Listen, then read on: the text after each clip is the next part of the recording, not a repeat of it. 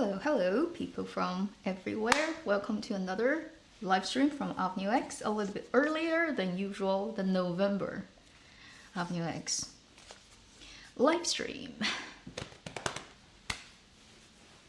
Hello! I'm dressed up for today's theme and topic, as you can tell.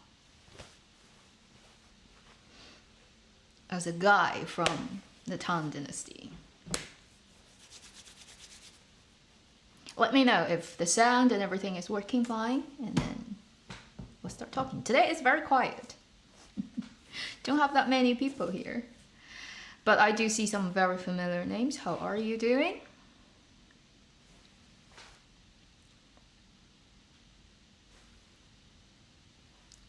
Hello, hello. Always perfect, good. That's nice to hear.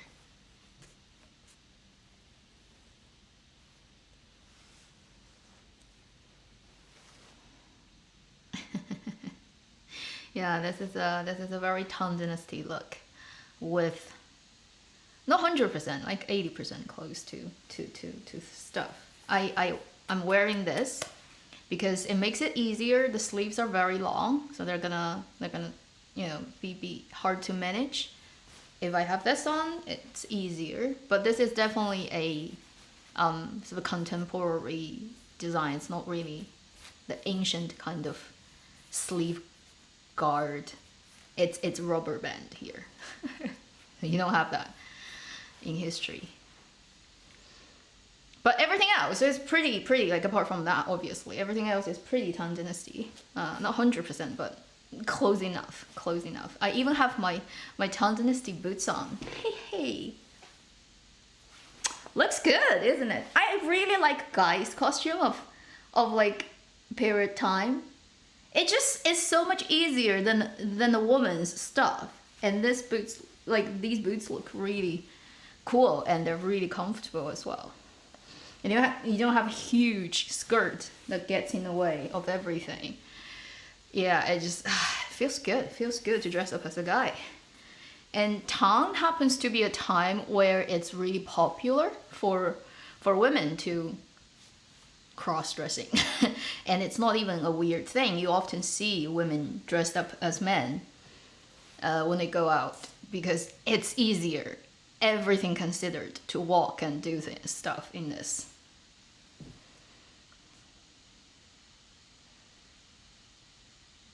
Yeah, well, the timing thing, right, of this is because we are going back 1 hour from the weekend in Canada. Finally, it's back to the actual real time, whereas for the summer it's 1 hour ahead. That's why the 9:30 for this month is a different 9:30 than last month.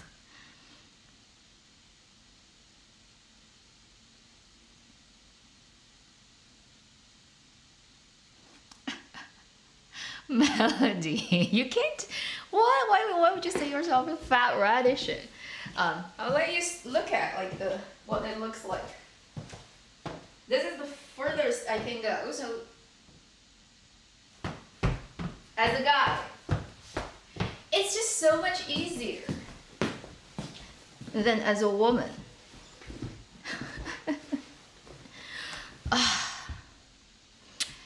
Focus? Okay, good. Yes, the Canada still does the summertime thing. Some countries don't, like China gave up on it, I think in the 90s. So, really depend on where you are. Now we're back to normal time.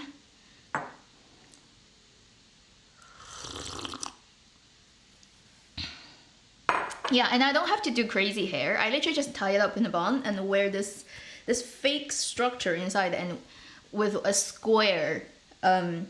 This is a square piece of.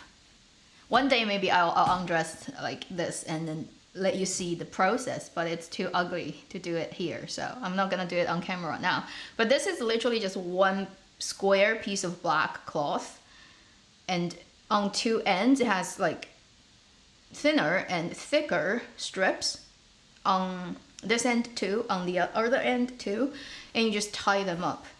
in its particular style, and this is the Tang Dynasty sort of thing. It just makes life so much easier. And it really helps you to frame the face. If you watch like The Strange Tale of Tang Dynasty, right, you'll see the guys, sometimes they have this, sometimes they don't. And usually when the actors have this look, they look better than the other having a full forehead and hairline exposed look. It just makes the face look better. Really, it's one of those greatest inventions of Tang Dynasty.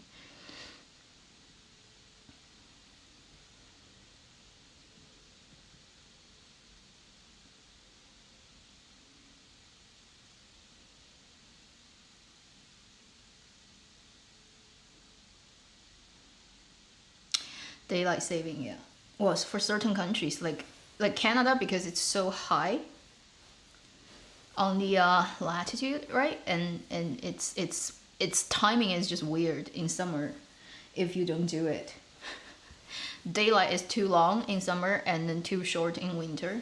It's well, even within Canada, it's not everywhere. It's like certain provinces don't do it, and certain provinces do. So it's super confusing when it's in summer and you're traveling from a province where they do it to a province where they don't do it. So you have to calculate what is the actual, like what would be if they do it, but then they don't do it. So you add the hour back. It's a mess in your head.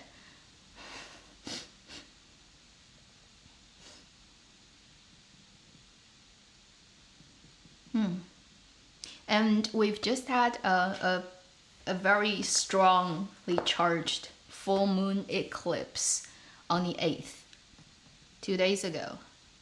But if you're in Europe or Asia, you'll be able to actually see it. If you're in North America, you were asleep. It's early morning and the moon is not up, it's like down, so you can't see it.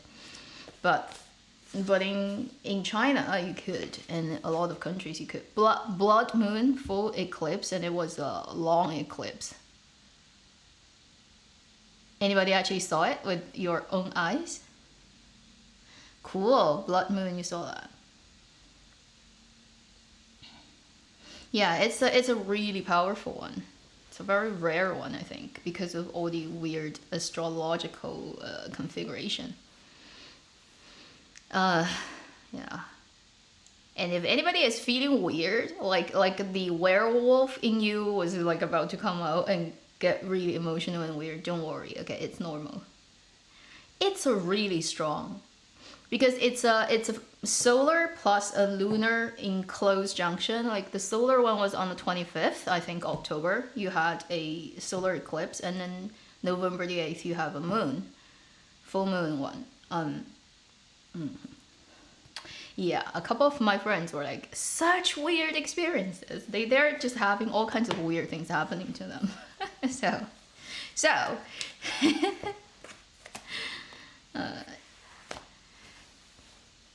it's normal.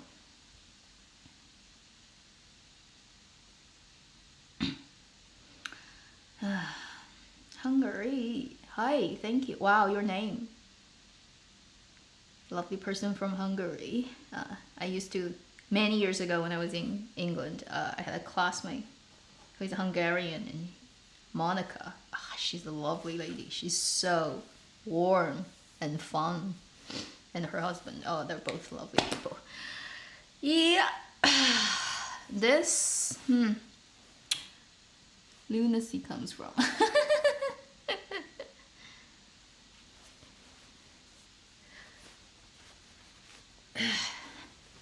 So this would be a very standard Tang Dynasty guy's costume, and you don't have to be of any special social class. It's a very standard kind of clothing. Maybe it's just fabric. Like if you have really good fabric, then rich people. But the style and everything is very. And then during Tang Dynasty, often it gets worn in a more fashionable way, like this. If you watched Chang'an, 沙石城, you probably remember the characters. Sometimes they have this look. They would open half of this and wear it like that. And this is, and often they have like the lining is like a very colorful pattern, so it looks really nice. And sometimes they even open both. They would actually open both, like they would wear it like that, like a cross collar like this. Familiar, hey? If you watch Strange Tales, you would see certain characters have similar. They didn't actually design the costume in the right way, but it has the open collar like this. So inside you have also a round collar shirt, and often on top of this, there's another vest. I don't have it. I haven't made it. It's a fully guys thing, and it has a very distinctive structure. It's like this. It doesn't have collar. It's just like a crossed vest, and then it has a stitched white piece of cloth along the waistline and go down. And when you wear that, it's short sleeve. It's only about here. What it does is it prompts this part up. Usually a harder fabric on top of this, so it makes your shoulder look bigger. They have like their shoulder pad of ancient time, but it's a vest. And then on top of that, they wear this. So it will make them look bigger. But I don't have that piece, so I can only do this. Fashion. People are very fashionable back then.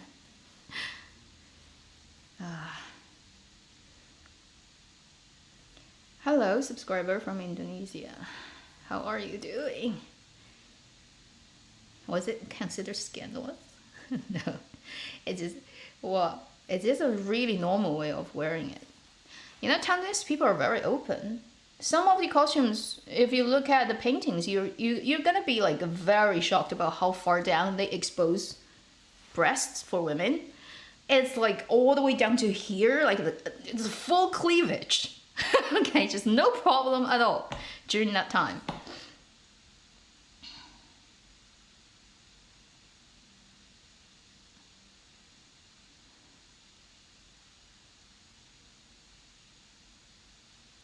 Yeah, sometimes YouTube has its algorithm. I think it just like constantly calculates if you are watching certain people's stuff. If you haven't watched their stuff for a long time, they stop notifying you.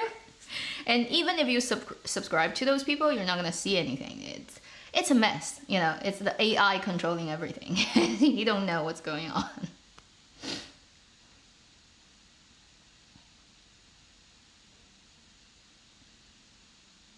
Oversized, yeah. Tang Dynasty is super oversized. In today's standard, it's a bit ridiculously oversized, but it's the common thing. And then pretty much every drama you've seen so far hasn't really done it right. Even the Chang'an 12时辰, Longest Day in Chang'an, is a little bit too kind with, like too strict with the usage of fabric. It would be even bigger.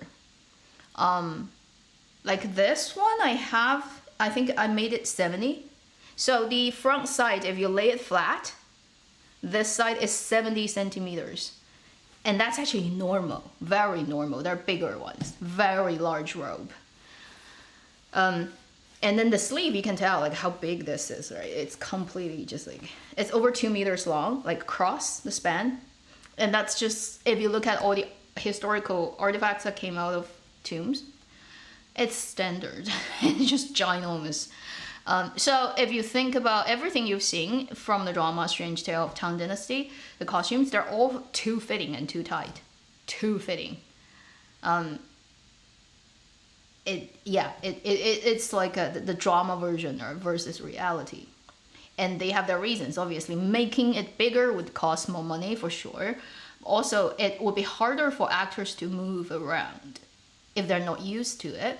Also, it will make them look fatter, basically, on screen. And maybe that's not the ideal thing for current aesthetics, everything considered. But truly, if you really want to get the vibe of the time right,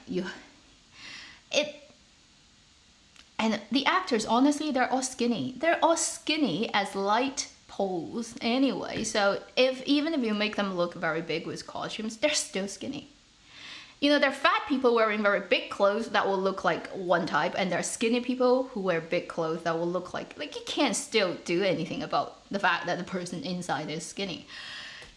I wish we can get one that would that would be more accurate to history. Maybe we will soon. I'm hoping for the Zheng Yecheng and Qin Lan drama Assassin.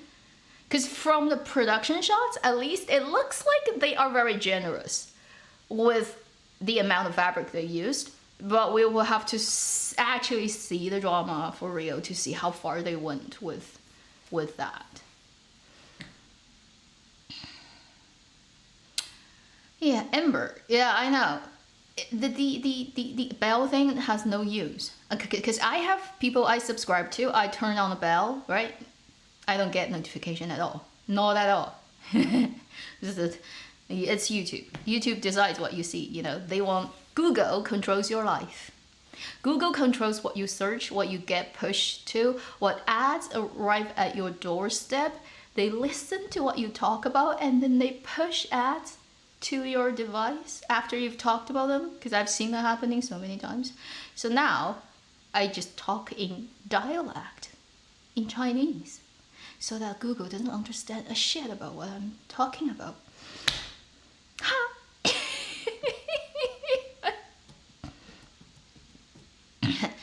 Made to my size. No, it's not made to my size. It's more like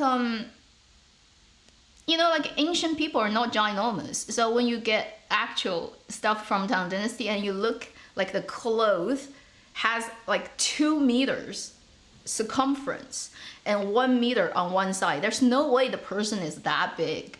And they're short, right? They're not that tall. So the only thing you can say is they make it intentionally very baggy. And if you look at paintings, you'll see that how much curvature that clothing has, right? All the piled up fabrics. So in a way, it just makes it to your height. If you're tall or short, right, your clothes will be longer and shorter. But it doesn't really consider anything about this way because it's big anyway. It's never going to be too small for you as long as you're a human. So they probably don't care this much. They just want to make it big. But the length, they probably will measure your length. And also this makes the clothing, right, actually interchangeable. It's like you can give it to your friends or your family members, other people, and they can pretty much wear it unless you have too big a height difference.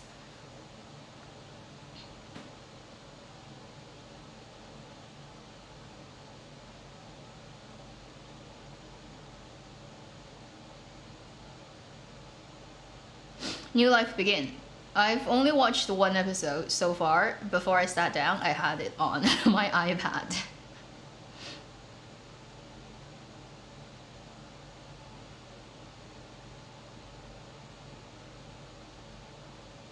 But it's 40. It's a 40 episodes drama. Oh my god. I just have no patience these days. I look at such a long thing and I get a headache. So today we definitely are gonna talk more. Like everything I've collected about the drama Strange Tale of Tang Dynasty. Just to fill people in if you're interested. And then the stuff I haven't had time to talk about in my videos. And then we're gonna talk about other things a little bit.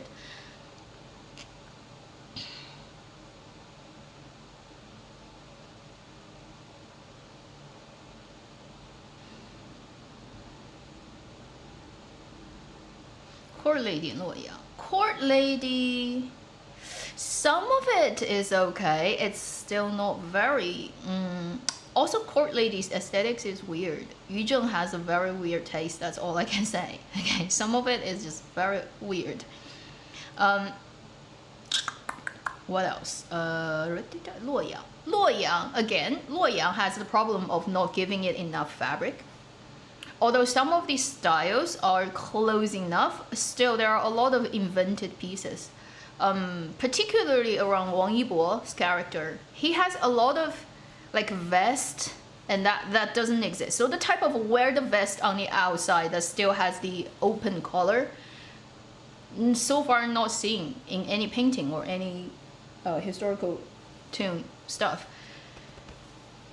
So he has a vest, I think. Like he often has this vest thing, but has this open collar type of thing. That's made up for sure.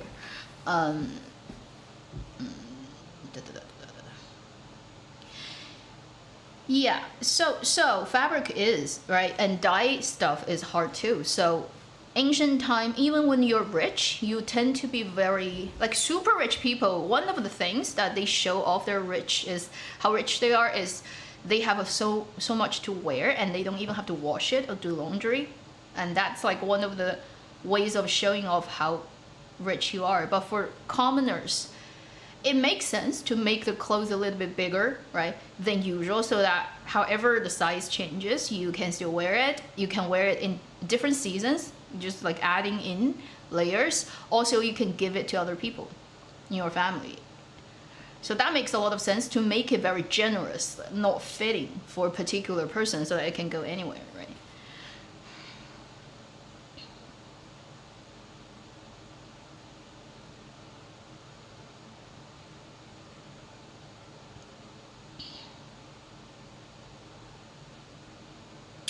I don't think it's because of Only Boy. It's just the drama would have their own concerns about what looks interesting on camera.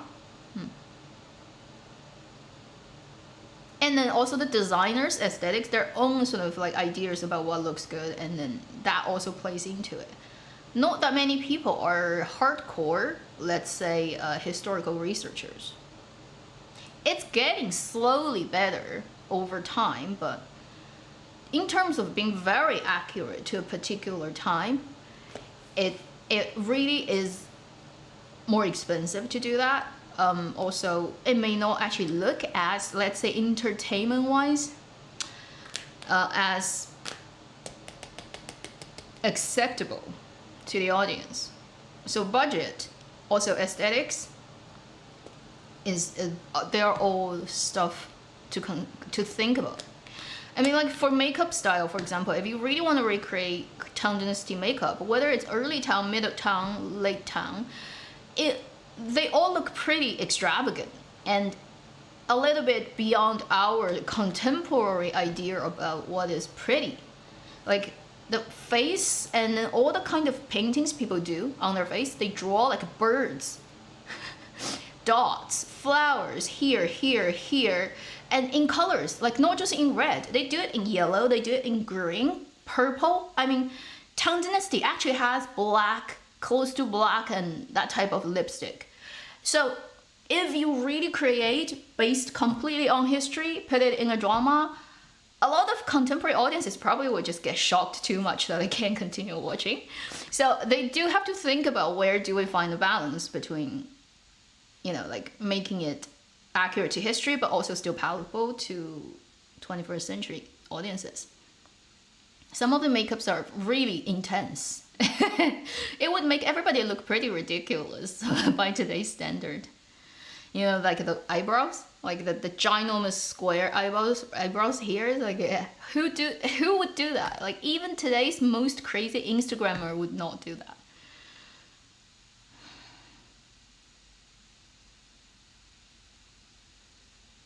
Why shave the front? Because that's a Manchurian ruled time.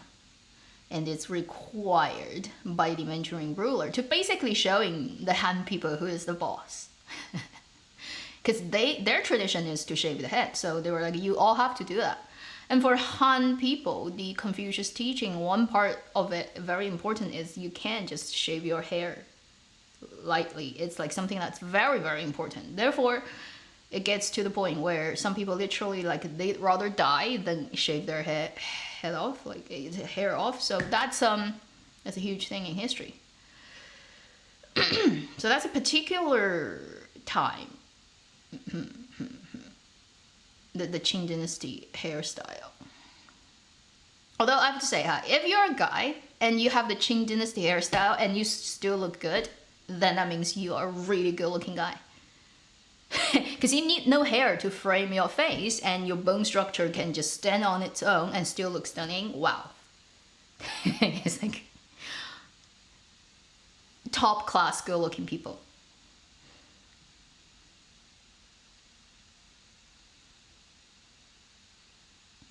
I like reconstruction for sure too, but again, it really needs the right type of story, right type of crew team to do it for the right type of reason at the right type of time. So this is not something that's easy, so not easy, right? So you just have to wait for the perfect opportunity to rise.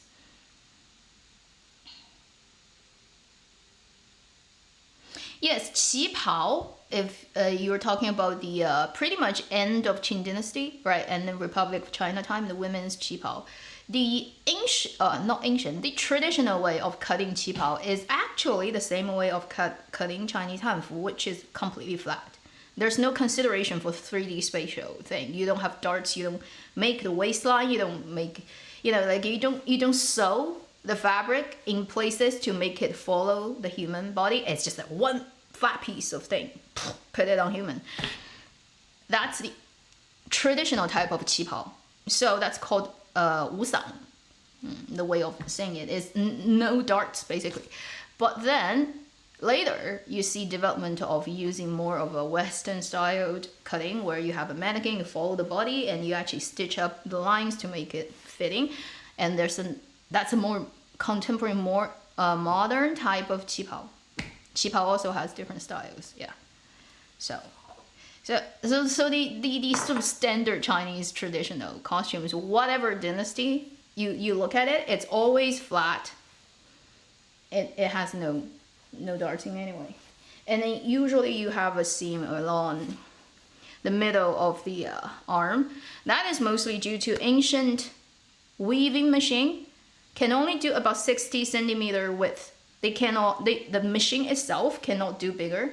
Therefore, all the cloth are limited to this width. Therefore, you have to cut 4 pieces to make up the horizontal span for a human, at least, right? So that's why you always have this line. If had they been able to do bigger clothes, they probably wouldn't have this line. It only exists because of the limit of fabric.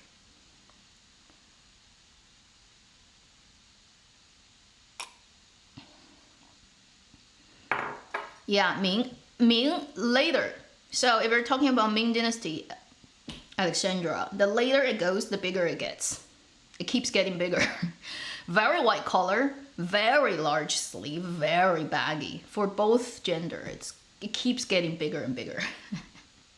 Earlier, it's much more like normal, right? Later, it got crazy.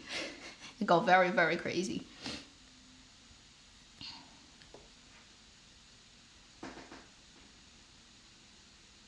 无嗓, yes, 无嗓. 无 means not having. 嗓 is actually 省, means like being very what's the word? English word just jump. Well, what is it? So 省, it's the province Chinese character, but it has also another meaning, which means you're being very economical with your material. So you calculate everything, and you use literally the minimum you can use. So that character means that. But then in the tailor term, when they talk about this particular way of making 旗袍, it's called 无嗓. It literally just means we do not deal with breasts and waist, and we don't follow your line. We just put a flat piece on you. That's it. Not wasteful, yeah. Economical, yeah, I think so. Yeah, 无嗓旗袍, 古法旗袍. Yes, somebody typed it correct. Very correct. And it's a very, like, if you don't actually if you're not really like into costume, you would never even come across this word in Chinese. So if somebody write this down and you don't know anything about costume, you're a Chinese person, you pronounce it wrong and you would not understand what it means, because it's a very tailored term. So let's talk a little bit about Tang Dynasty, Strange Tale. I know not everybody has watched it. It has achieved a little bit popularity within iQIYI, but it hasn't blown up too big in terms of let's say breaking too many circles. And if you want to compare it to the August iQIYI success period drama 苍兰诀, Fairy and Devil, it's not as popular in terms of how many people have watched it, or you know, like all that. It's a smaller explosion. It's definitely not up to the level of 苍兰诀. But this drama, okay, I would say it has its own merits that you kind of didn't expect it would have. And then when I made my video, I watched it once for the first time around, and because it's quite long, 36, there are places where I didn't like stare at the screen, so I was listening to it and doing a bit other things, but the stories keep going on this side, so I didn't have like full attention to it. After I've watched the first round, made my video, I went back because I was doing the edits. The edit you should go and watch because it's really good. And while I was doing the edit, I had the opportunity to look more in sort of like detail about stuff and stuff. So I would say it's pretty much around the second time around as I was watching it, and I was like, I can tell like they're really working very hard on it. It's definitely more work than a lot of other similar dynasty setting dramas of similar genre, and some of the things they do kind of is a little bit go beyond, right, what type of drama they are, because of the budget, because of the casting, production. Like they basically didn't have to do it like this. They could do it cheaper, easier. It wouldn't look as good, but considering they are not a huge production, people would forgive it very easily. It's not a high budget major production from anybody's standard, but they really went quite far out to get the best they can. So you really do see that there's a significant amount of, let's say, extra work they did for the value of things. So you kind of appreciate that quite a bit.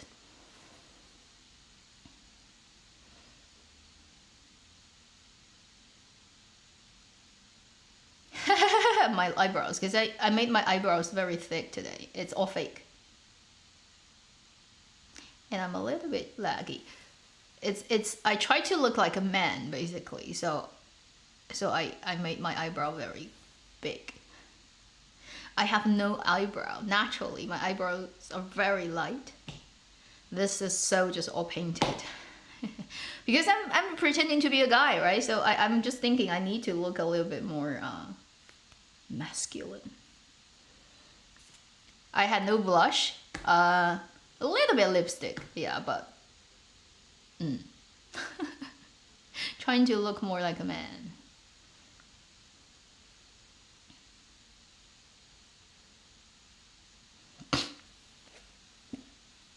The drama is very easy to understand, don't worry, it's not rocket science, and their crime investigation is so-so, it's not even hard, so not gonna be complicated in any way. I just think this drama it's definitely just performing beyond expectation. I think that's why everybody is giving it a very overall very positive review and stuff. Plotline has surprised me. Really? The plotline didn't surprise me, but because like certain actors, when you see them, it's like he's the bad guy because he's too well known to be casted as somebody who just show up and disappear. You know, like if certain actors show up, we're like, yeah, he has to be the culprit. Otherwise, there's no point of hiring him. So it spoils itself.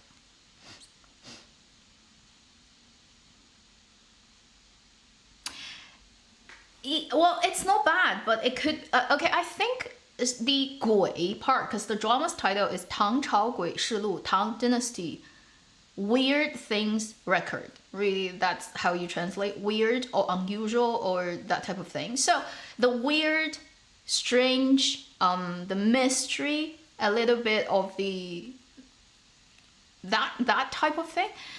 It is good enough for this drama. It has an atmosphere set up very, very accurately to its title. But in terms of logical deduction, or really it's induction, but does not matter, the Sherlock Holmes stuff of this drama could be better. They did talk about this in their live stream, which is they were thinking about when they're making the second season, they need to make the part of detective story stronger. Like the logic links of how you solve a case, what leads to the next step, and how do people, the clever sort of like cat mouse game of good people and bad people, they need to work more on that to make that part more exciting.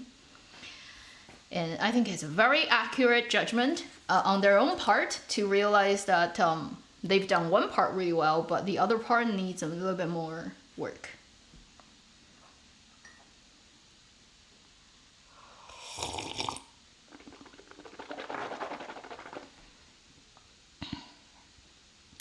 In this version of Tang Dynasty, I don't think there's any significant stories that's based on well-known folklore.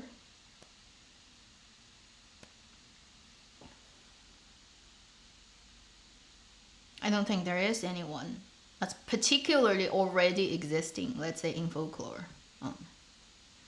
So, let's talk a little bit about this drama. We will get to everything that we can get to. If people are asking, since you're already asking about second season, yes, they're making second season. So far, the news is, number one is the script is finished. They're just doing the final touch-up on the script, but 36 episodes again for the second season. And then it's gonna include 9 different cases. So more than the first season. First season had 8. This time, 9 cases. So you can average out to about 4 episodes per case. And pretty much ready. All right, just touching it up a little bit in the end. And then the producer is saying they are aiming at shooting the camera rolls hopefully February next year. That's what I heard from, like his own video. That's their aim, to start making it. So now you can consider it as in pre-production, getting the script completely worked out.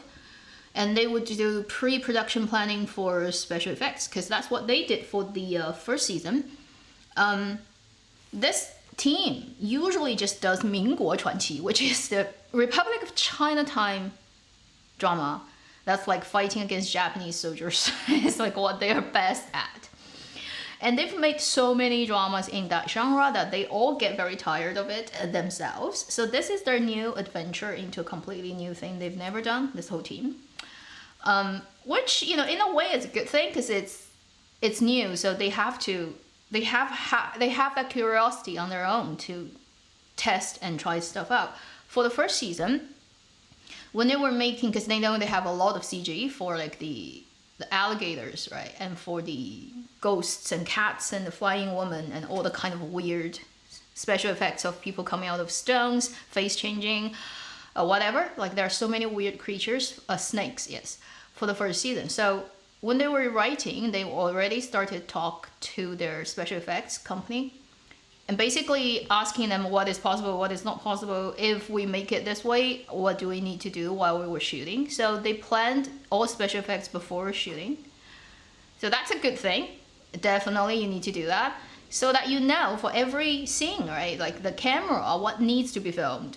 If you need to film a background palette and stuff and then add on top, or angle of camera, like do you need green screen, do you need this and that, and what is achievable, what cannot be.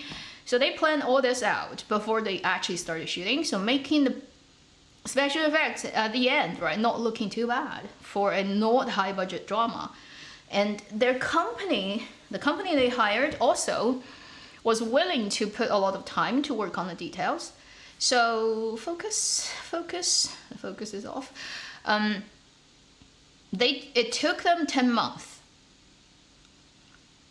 to finish all these special effects for this drama, which is a long time, okay, for not major drama. It's, they can do it in 3 and it will look like crap. And probably not that many people blame them anyway, because nobody is really looking forward to this drama. Nobody knows about it. It's no stars, no big names attached to it, no promotion, literally. So they were really funny. It was like, we can do it 3 months and it's gonna look like crap, but then let's just try to make it as good as we can. So it took them 10 months to finish all the production special effects shots, and it turned out to be good enough, I'd say, for this budget. I mean, the snakes and the alligators look pretty nice for that level. Also, like, do you remember episode 1 when the cat, like the guy's illusion of seeing the black cat turning into the lady flowing in the air with all the ribbons? It's pretty nicely done. Very, very goy, very weird and mysterious and strange.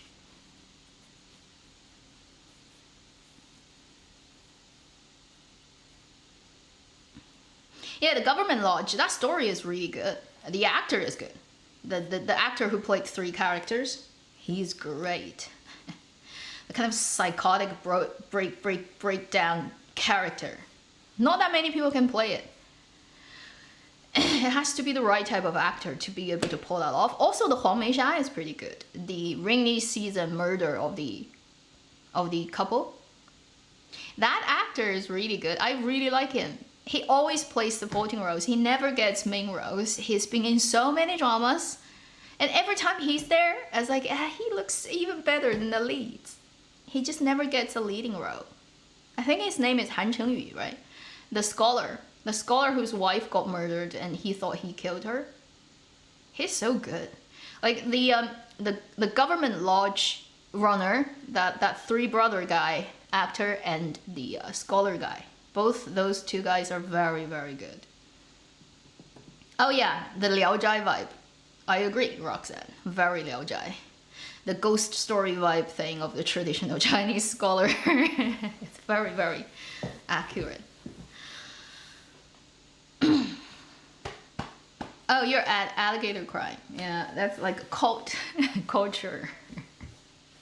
It's actually very fitting for current world. Everything considered, every country has its own version. Pathetic, but it's going crazy.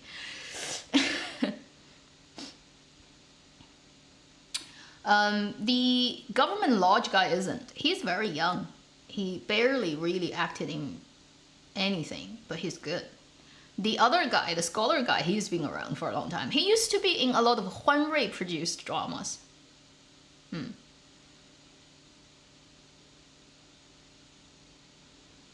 So, second season, basically 9 stories, 36 episodes. Hopefully they start shooting early next year, and then at least in Yang Zhigang's own words, their outline of the script happens mostly in the West, which is very cool. The sandy deserts, Gobi, the west of Tang Dynasty leading up to the Silk Road, all the way out of China, like that area of a lot of different ancient nations that no longer exist today, and they have a very different culture. So let's hope we can see sand dunes, wine, pipa, camel, this type of thing. So for the second season, I'd be so happy to see that, because that's a huge part of Tang Dynasty. It has such a big size, so there are so many different cultures and people from everywhere, and it would be so cool to see Su Ming and Lu Lingfeng going on a journey dressed up as like other ethnic group of people trying to investigate cases. That would be so cool.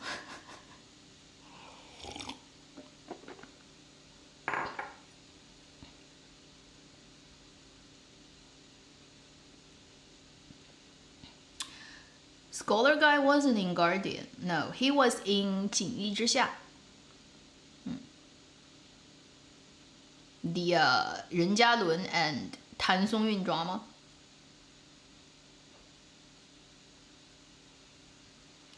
Pipa is ancient Pipa actually started probably around Han Dynasty, but it's major in Tang. It's very major in Tang. It's a very common instrument, and it went through a it was played like this first, and then like this, and then it keeps going up until now it sits straight up. And during Tang Dynasty, it got played this way because it's like a guitar, really, how you play it, because you're sitting on a horse. So people would be traveling on horse and they can play it like that. So that's why you do it like this. You know, imagine trying to hold it up while you're on horse. It doesn't make sense.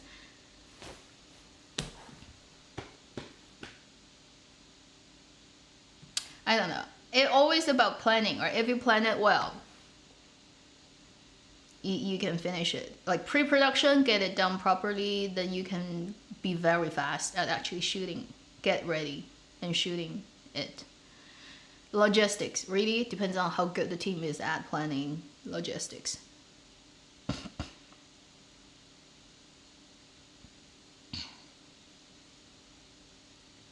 Yes, I agree with you, lovely person. I cannot pronounce your name in case I just screw it up from Hungary.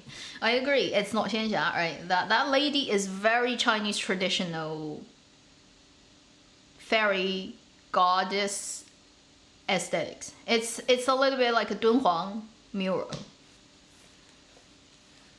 The Dunhuang cave painting.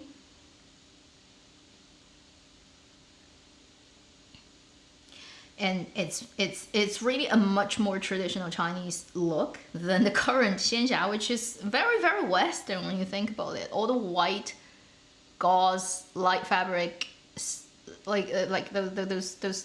It's like a wedding dress, a version of a wedding dress. And traditionally in Chinese mythology, the gods and goddesses, they are crazy with colors. They are all dressed up in colors. They just can't, like, it's unthinkable for them to be all whitewashed out and just one color. It's like, no, we are goddess. We need to look like the part. You know, it's like that type of aesthetics. Yeah, let me just, can we? No, no need. Come on. That type of looks. Right, let's see.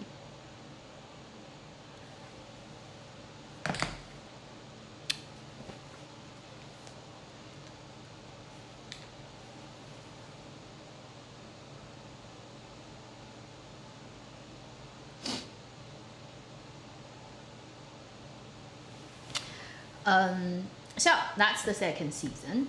As for this drama itself, the first season, let's see if there are some interesting things.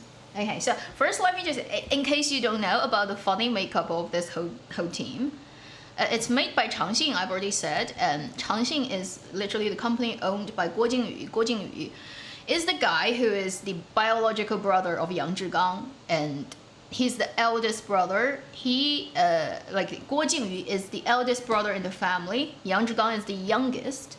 They're only I think 4 years apart or something. 73 and 77. I'll show you a picture. Let's just see. Hey. So this is on the right of the picture is our actor who played Su Wuming, and left is his older brother. They are actually completely biological brothers, but they have different surnames. His older brother is Guo Jingyu, and he is Yang Zhigang. The reason being, on the maternal side of their family, so these two guys' maternal uncle, whose name is Yang, surname. So their mother surname is Yang. And in the maternal uncle's family, they didn't have kids. And then in their family, they have like a lot of kids. So they literally 过继 in China. So they are like adopted, right? So they gave one of their kid to the maternal uncle's family. So Yang Zhigang becomes their son and takes the surname. Yeah. So now you see, like, they are actually blood brothers, but then because the younger brother is given to the maternal uncle to raise, therefore he has a different surname. And they are from Hebei. And the other actor, Yang Xuwen, is from Nanjing, so they're not related. It just happens to be Yang Zhigang takes the mother's surname, which is Yang. So they're not related, in case people are wondering. They're not related in any way.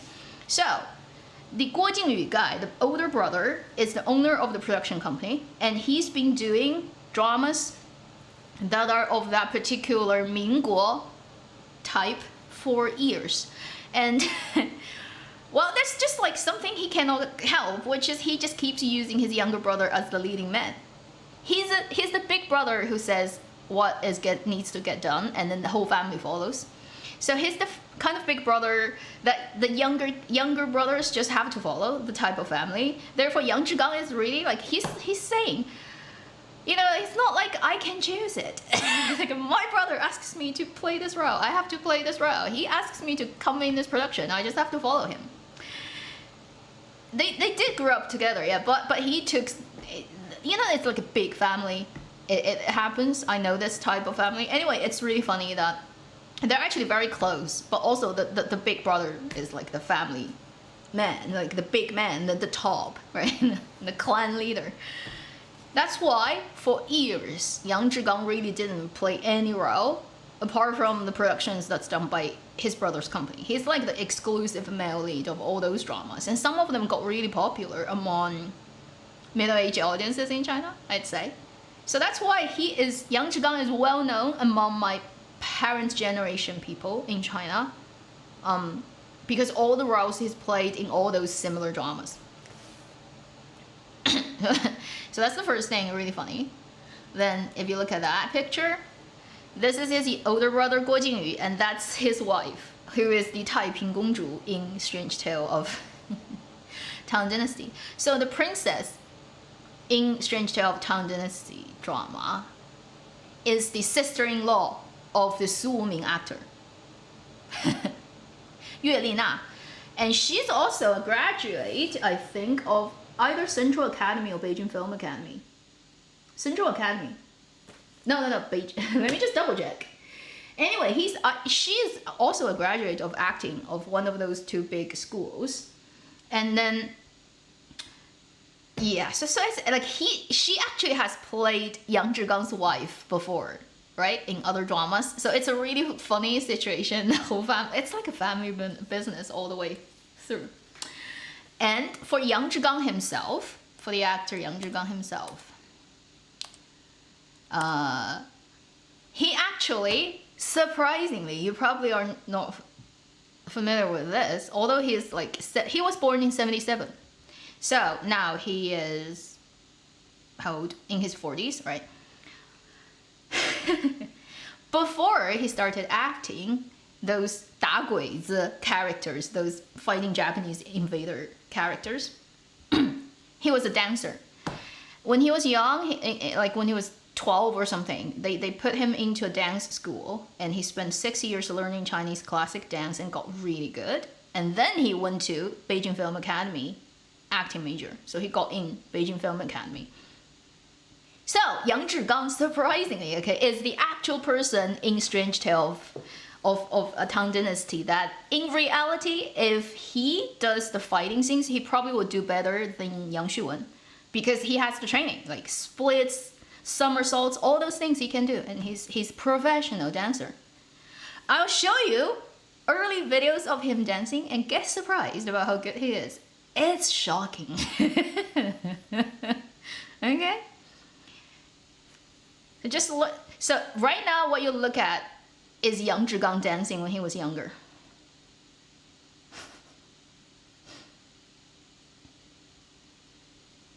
Look at the flexibility and muscles. Professional dancer, yeah. Shocking, isn't it? Yeah, ballet and also classic, I think. He did dancing. Impressed, right? So it totally cannot tell, right? In the drama, like he can't tell because he doesn't fight. He can't fight, and he's always needs other people saving him. But the fact is, he has the training. So in reality, if he and Yang Xuwen, right, needs to like both do fighting things, he will do it prettier because he's a professional dancer, and that comes with years of training you can't fake.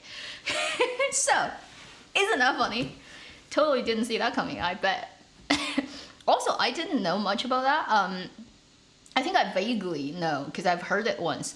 But because all the characters he's ever played on screen are never this type of artistic people, right? So you never know until you dig deep and you're like, what? You're a ballet dancer? Really? So now, I really just like want him to do a role that allows him to show that. That would be so cool. It's so shocking to so many people.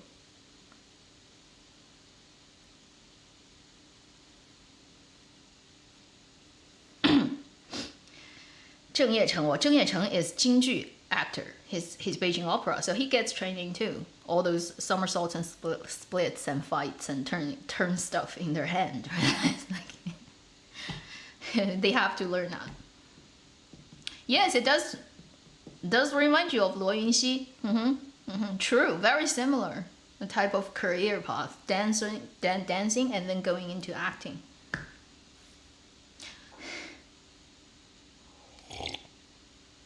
So that's a really interesting thing a lot of people have no idea of. Also, this is funny about this drama. This guy, so if you're looking at this image, it's a shot from the 神探狄仁杰 drama. The Detective 狄仁杰, which is very well received in China, has 4 different seasons. And the 狄仁杰 is played by Liang Guanhua, who is a very good actor. Anyway, so in the drama of Strange Tale of Tang Dynasty, Su Wuming is a student of Di Renjie's. Right, right from episode 1, you know, he would say, my teacher is Di Renjie, so the guy on the right. And this is a real historical figure in Tang Dynasty who has very tight relationships with Wu Zetian, the emperor, female emperor. And he got to the level of premier, basically, of the country, and he was very instrumental in a lot of things, politics-wise. He's also, in the drama version, like a great detective and stuff. And the guy standing to his right is the actor Zhang Zijian, who played Yuan Fang in that detective series, who is basically the fighter. So like the Lu Lingfeng to Su Wuming, the fighter, who's also very clever. And they make up a team like Sherlock and Watson and investigate cases. And this is the same actor who plays the female lead character's father in Strange Tales of Tang Dynasty. So he's actually also related to the fictional character of Di Renjie.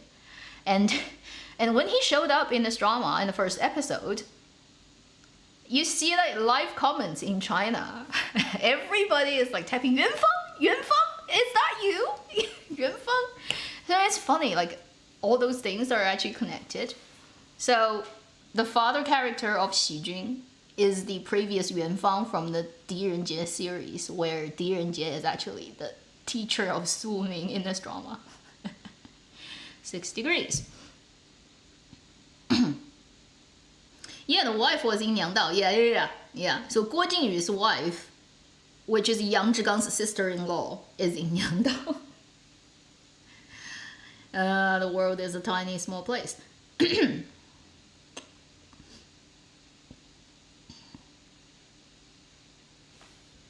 Yeah, so everything is connected, right? People are like, oh, it's just really funny. So, in case you don't know about these things, now you know. Isn't that interesting?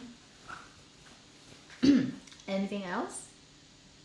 Also, like the Fei Jishi character, you know, the guy who eats chicken, and the doctor who eats chicken, he used to play Xiao Tianquan from the Bao Liandeng series from China, which is also very well-known mythology drama. And he basically is the dog of the Erlang Shen, the god who has like third eye. And he's the pet dog. That actor played Xiao Tianquan and very well known. So again, when he showed up on screen, live comments are all, Xiao Tianquan, is that you? Yuan Fang, Xiao Tianquan.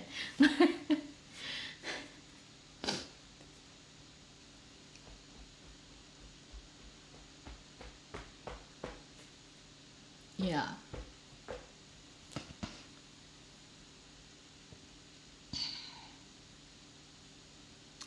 So what else can we talk? Well, we've already talked about their plan for the second season. So, and they are also hoping that the detective part can be worked on even more. If that's the case, that would be great. Because I think that's the weakest thing about the first season is the logical deduction part is not bad, but it's not exciting to watch. It's not clever enough, and it's not like engaging enough, right? How to break the case, you know, all that the Sherlock thinking it through and figuring it out type of thing would be great to have, right, in this type of drama. And they did like after they aired this drama, they had a 1-hour live stream with the director, the guy who plays the 3 character in the lodge, the Yang Zhigang, the actor, and then an interviewer together talking about this production. The cool thing about this drama, right, for the actor Yang Zhigang, for the guy who played Su Ming, is he's been working all his life on his brother's sort of similar projects and playing similar characters. And in a way, he said he is getting tired of it too. So this is the only role he's ever gotten up to this point in his life, which is mid-40 already. That is just so different from his previous roles. Everything considered. And it got him so excited. In that live stream, he was previously in other drama acting, he would never do this, but for this drama, every night he would be thinking about what he's gonna do next day, and he would be too excited to fall asleep. He would walk in his room and just keep thinking how he's gonna play the scene out, what are the versions, and he would the next day grab the director and just keep telling him about this scene. Can we do it that way, that way, that way, that way, that way, that way, that way? And he was like, basically, he's never done that for his entire career up to this point. It's like, I was so excited about this role that I am nervous about it, and I can't stop thinking about what I do. And he literally memorized everyone else's line for this drama, which is really cool.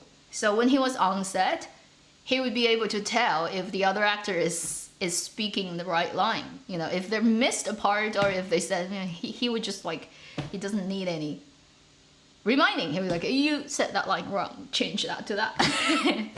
So it's really great to hear that, because in a way, right, he's had a really successful career as an actor considered, but in the more wider perspective of things and the industry standard things, he's actually not very respected, honestly, because a lot of industry people first is thinking he has such a tiny range, and also because it's all family projects by his brother, he's never actually got challenged in any way. So going to all kinds of auditions trying to get roles, because the roles are given to him. It's like older brother tells me to do whatever.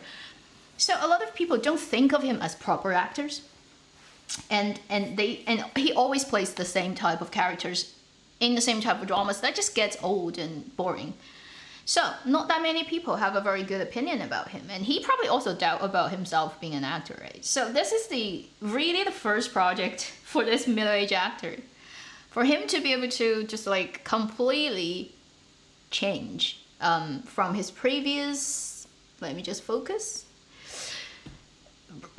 You see the focus keeps going to the back. From his comfort zone and stuff he's done before, and I think it's great, really, to have that happen to you. You know, it's never too late to have that. Come on, focus. Why do you have to focus on the back? You know, what's so interesting about plants? Camera. So I think that's a really good thing to hear. I'm very happy for him, and I do hope this is gonna open his new part of his career and show people he's not just. Sometimes you feel like actors are so. They are so, you know what, they're so limited, basically, because they're always the ones who get picked. Obviously, you have ones who have more say, but still, in general, you are sitting there waiting for other people to pick you. Producers, directors, story writers, to find who is the perfect one for my story, right? You have very little, sometimes, say in the things of trying out things that people just don't even think you're suitable, so they don't even give you the opportunity to try. We would never know Yang Zhigang is actually pretty decent in a period drama of this type. You almost don't see his previous roles any like leftover stuff. Like, he's totally a different person. And if it's not this project, you never see that, right? You always just think he's the middle-aged guy who plays those outdated stuff. And I wonder, like, if that helps him to happen, like, open the next chapter of his career, would it be possible for him to, in the future, do some role that actually show people how good a dancer he is? That would be so cool, right? Although he's middle-aged, probably hasn't practiced that for years. Still, he's got 童子功.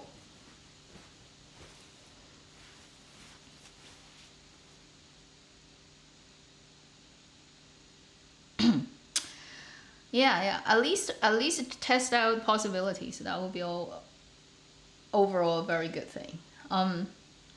Also, one thing people really like about this drama is it has good enough fighting, choreography, and shooting scenes and designs. If you talk about heydays of Chinese drama fighting, it's not really there. You know, it's not done by professional actors who actually have kung fu training, martial arts training. But given what they have, and given the opportunities and resources available to them, and the actors' own sort of like what they can do, it's already very good. So much better than compared to a lot of other dramas. They did train and prepare a choreography of the important fighting scenes ahead. It's not just like we get on set and we just pose for a couple of ending shots and then fake it. They actually worked out all the, like how are we gonna do this whole thing? Who goes? The three saber, three knife fighting things stuff did get planned out quite a lot before they actually shot that. And then they did do one take. I think the footage that they put out of the shooting is the whole fighting sequence, early episode, like episode 2 or 3, I can't remember, when Lu Dingfeng comes in and grabs 3 swords and fighting. That was shot in one take. Probably multiple, like they did a lot of takes, but the one that ended up in drama is one take. They sped it up.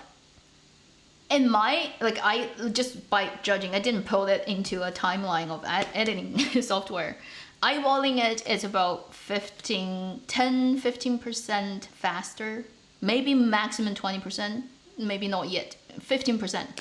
So they had the whole take of him fighting in the 3 swords, and then they sped it up about like 15% to the end result you see in the drama, which is still pretty decent. I mean, when you're actually fighting, you can't be that fast, you know, because in case you just cut people. Yeah, so we're talking about the fightings. There are a lot of fighting sequences in this drama, and it's not even a wuxia drama. The good thing about it, it's designed, choreography is very well done, and then when they shoot it, they try their best to use as much as the actual actor as possible. There are definitely stunt doubles, you can tell, like I can tell that shot is stunt double, that shot is stunt double. But the actor also do a lot of work. It's not like they just pose for the end, no. They ride the horses, shoot arrows for real, and yeah, because Yang Shuwen used to play Guo Jing, isn't it? The Counter Hero one in 16. Is that 2016 or 2017 version with Li Yitong? He had a lot of shooting arrow and riding horse scenes in that drama, and it's all real. So he knows how to do it. And it's done by the same team. You know, that drama, Counter Hero drama, was done by the same team as Stranger Tale, the same production company and makeup. So they probably already know he can do stuff back then. So in this drama, they also pick him. You know, because you've worked together, you know the other person is reliable or not, they can do this and not do that. So definitely I think it's a case of like one work leads to another, right? You have a good collaboration before, then you do a second job together, that type of situation. So for this drama, at least the shooting arrow fighting, certain fighting sequences, horse riding, all those are done by the actors themselves. I think that's good enough. You know, they're not professional fighters. Yang Shuwen is 中戏, right? Central Academy of Acting, I believe. But he's not from like say martial arts background, so it's good enough for somebody who's not professionally trained in that.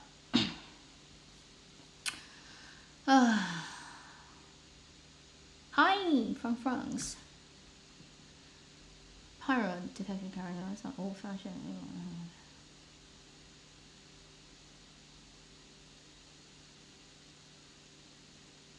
Horror in the detective character.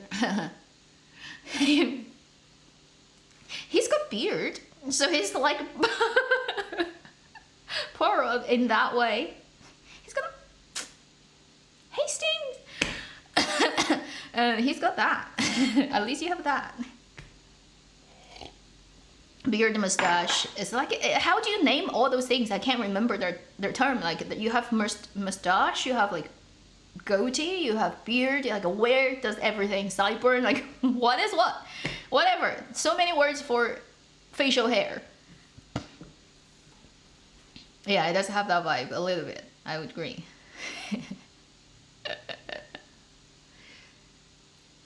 So, I really look forward to the second season. Like I said in the first one, I mean, I still don't have such a strong, in terms of like I care about those characters that much, but I definitely will watch the second season when it airs. Like, for no doubt here, no doubt here, and just see like how far they push it.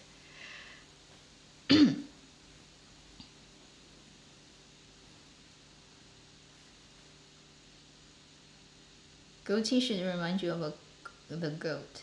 Ah, so that is it, like like a tip here.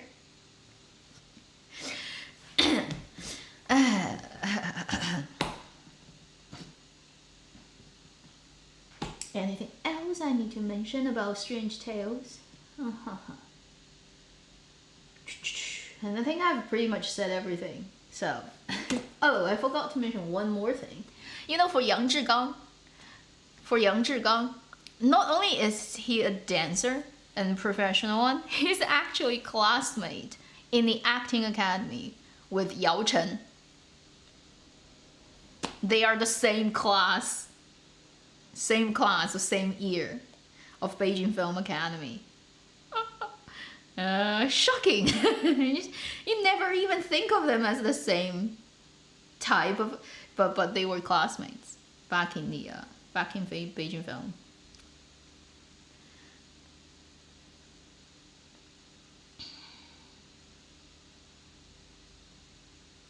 Can we have a high definition picture of her? Come on. Why is internet so pathetic here? You know who Yao Chen is, right? I don't need to show you a picture. You know, the big mouth lady who is a very rare type of look in China, all things considered. So they were classmates, Yang Zhigang and her. Same acting class.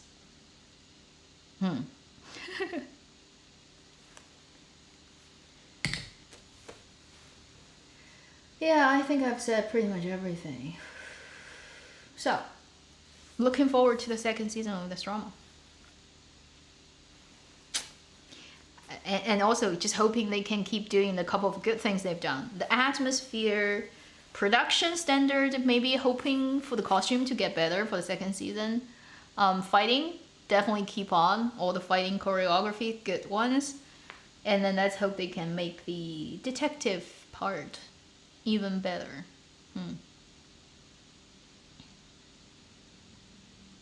Yao Chen seemed to have aged better. Yeah, well, first, she's a lady, so she probably cares about skincare and everything more, right, than a guy. Second, she has a really strong bone structure when you think about Yao Chen. Her face. She has very little flesh on her face, and her jaw, her cheekbone, her bone structure is very male, very strong. So that makes people age slower, because all the bones can literally hold the face better, right? If your cheekbones and your jaw are too weak, as you get older, you know, it starts to sag. But if you have very strong bone structure, it holds up and also you have very little flesh. She has very little flesh on her face. You know, she's the type of actress face where no matter how she moves, there's no crease of her muscle on her face. It's just flat. Tight, flat, and it just makes camera love you. You look good with that kind of bone structure. Yeah, she's in the rock mom. She's the rock and roll mom. She has very large, striking features and very strong bones. That usually makes you, and she's skinny. So all that added together usually makes you age very well.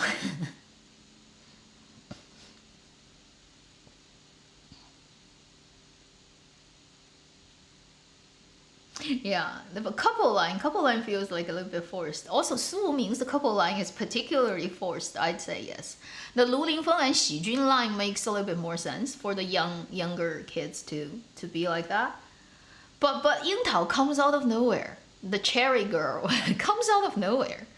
And she enters the story so late, and there's hardly any development. And suddenly they were talking about having how many kids. I'm like, what? Really? Girl? Seriously? I mean, as Su Ming is very clever and a good person, right? You are. Come on. Can we just talk about animal desires and stuff? Like, wouldn't you want to look for a younger, good-looking, taller guy just to try it out before you decide to marry a middle-aged guy? I'm just saying, it's a little bit too fast, right? How it develops to the point where they were already talking about kids. I'm like,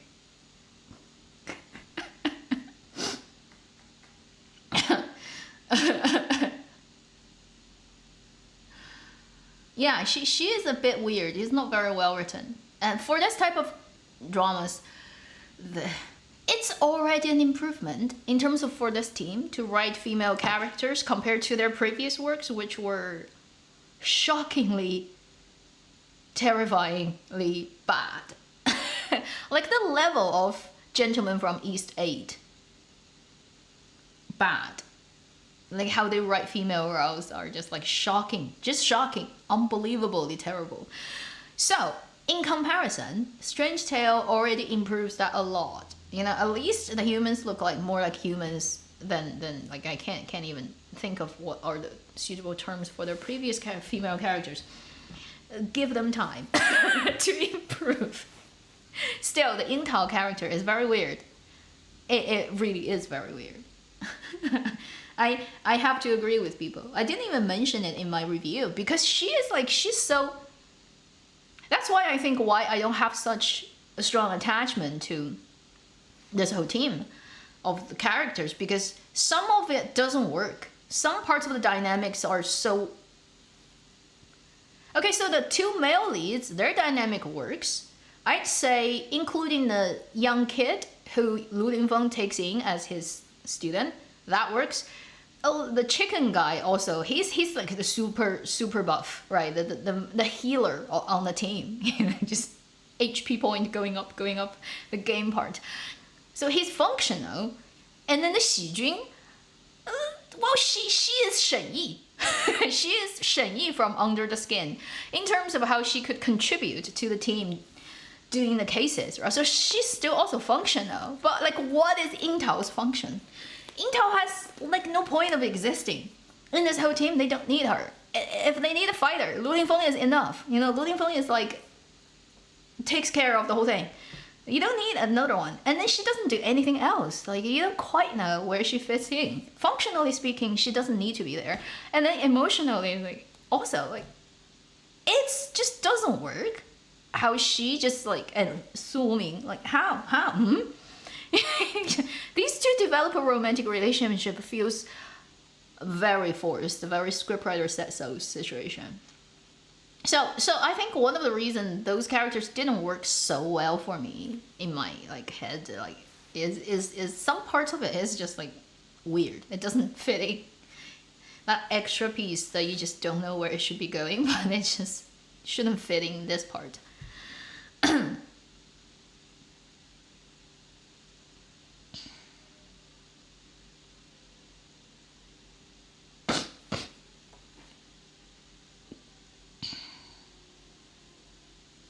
Men writing women, yeah, well.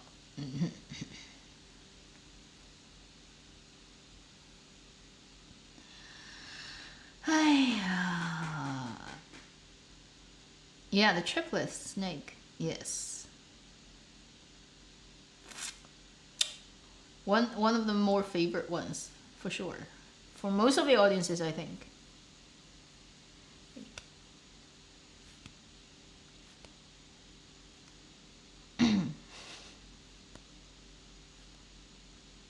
You just need to give Sun Wuming a wife.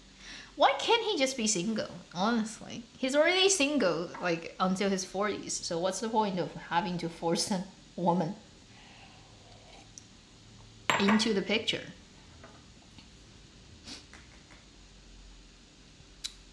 He has his cases. It's enough.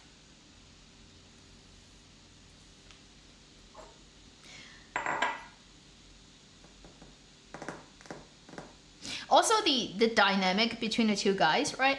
It's not bad, but I still don't think it has worked as ideally as you would want this type of drama to work.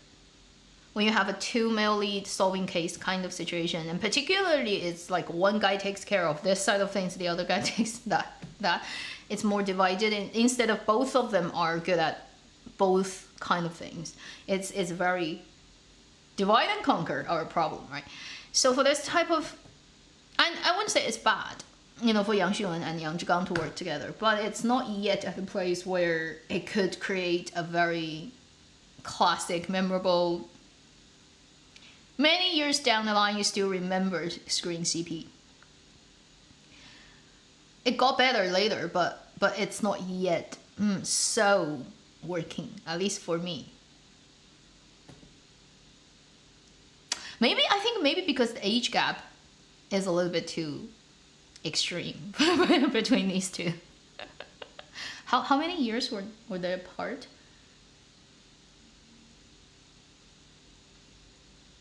I think they're like 17 years apart in age. 17. Yeah, 77 and 94. So it's a bit too big a gap. Like if it's 7 or 10 years, it probably would be still working. But now it's so much like father and son. Their age, I mean, ancient time, if you're 17, you definitely can be a father for sure. So they are very father and son. It just like the CP thing needs to, I mean, the bromance thing needs to be a little bit beyond, but then definitely not below, right?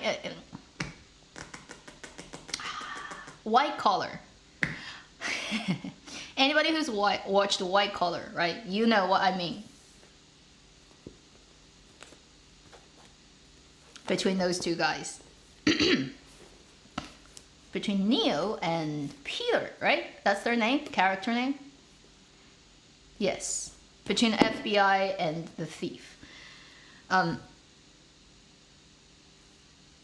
think I mean really like White Collar and really like the CP of White Collar.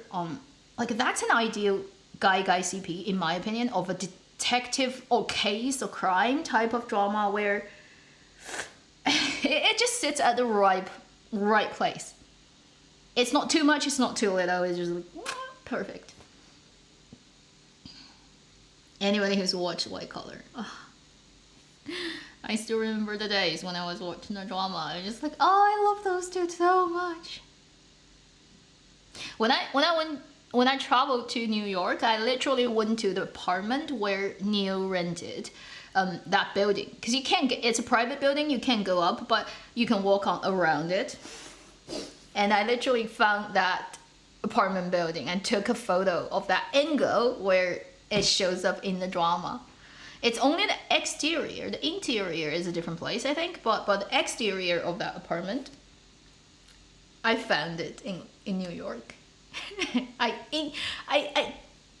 actually scheduled the time of the day to actually get there physically to just take a look at that building.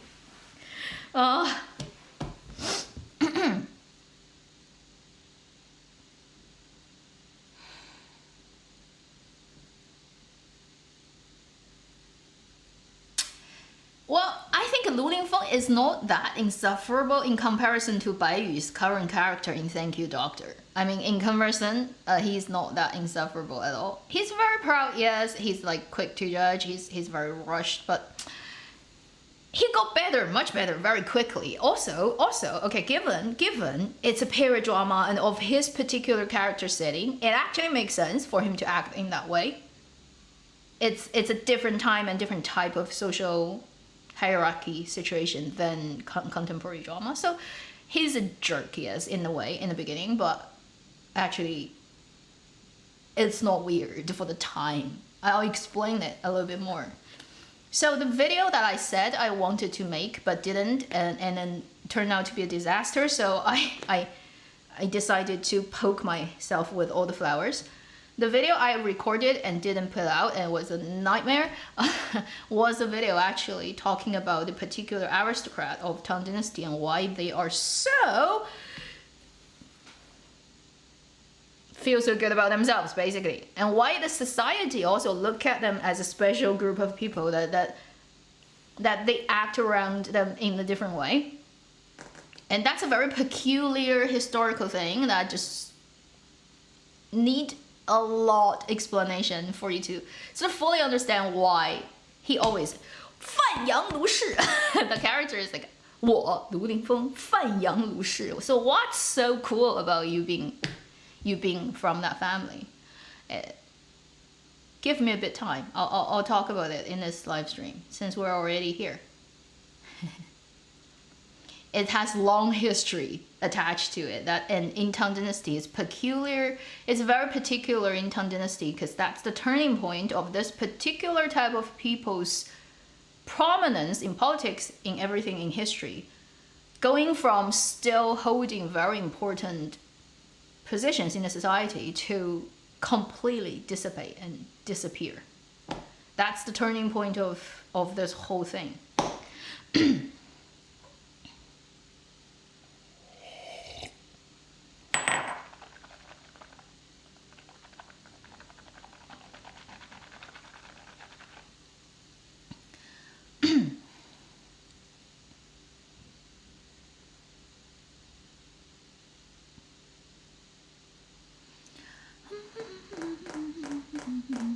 So we're gonna talk about 氏族.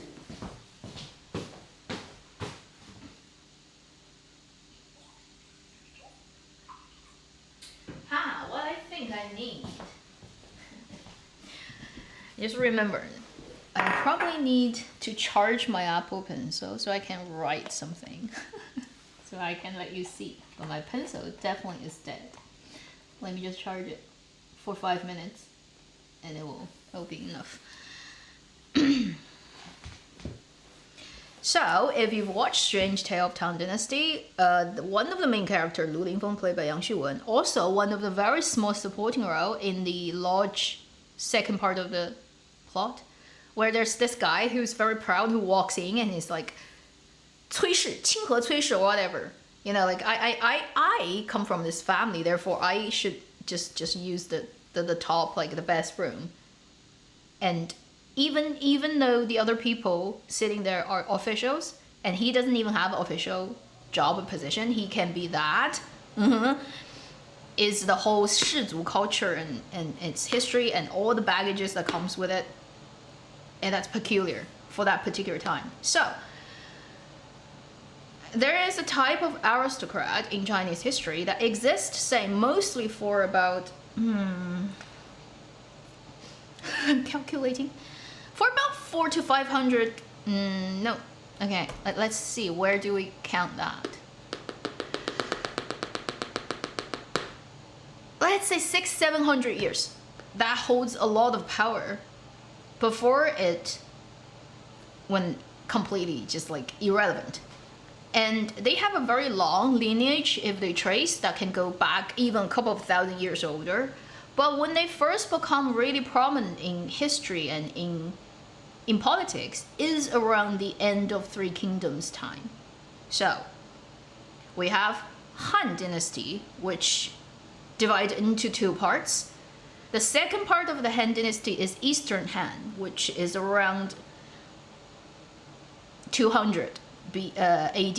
Okay, let's say 200 AD, around that time.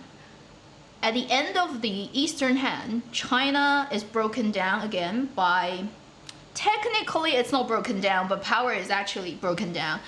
And that's the Three Kingdoms, Wei Shu. Wei is the country that's formed, a kingdom formed by the Cao family.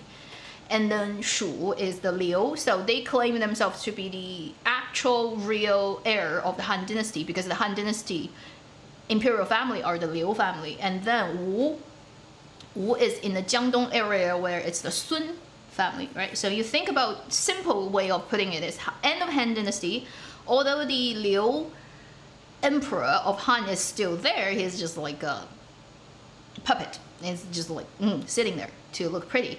Where the actual power falls into the Cao Cao's hand, but then Cao Cao has, there are other people who don't agree with his power. So you mostly talk about the three kingdoms as the Liu family, Liu base part in the Shu, which is close to my hometown now, like Sichuan area, and then Sun Quan, their family. So you think about that. At that point, after Cao Cao, Cao Pi took over, his son took over in the drama Alliance, Advisors Alliance. The character is played by Li Chen. So that's the character you're thinking of. Cao Pi, he is the one who first claimed to be an emperor of Wei kingdom, where his father Cao Cao actually never did that. Okay, so he is considered to be the first proper emperor of Wei, and during his reign, he kind of consolidated a new version that's based on the Han Dynasty's political system of selecting officials. So who can come into the court, taking all the important positions, right? That whole system. In Han Dynasty, there's a particular version of the system. In Cao Pi's rule, he updated it a little bit and then called it 九品中正制. 9 levels, 中正制. 中正 is the type of person they appoint. And these people are usually well educated, they're very well respected, coming from major important families, already holding positions in the court. These very respected guys, they go out and they have smaller 中正 under them, and these people are charged with the task to find talents of the country, younger people, to pull them in and then put in court. So that's a little bit different from the Han Dynasty system. Not gonna go into detail. Anyway, just remember Cao Pi started this whole thing.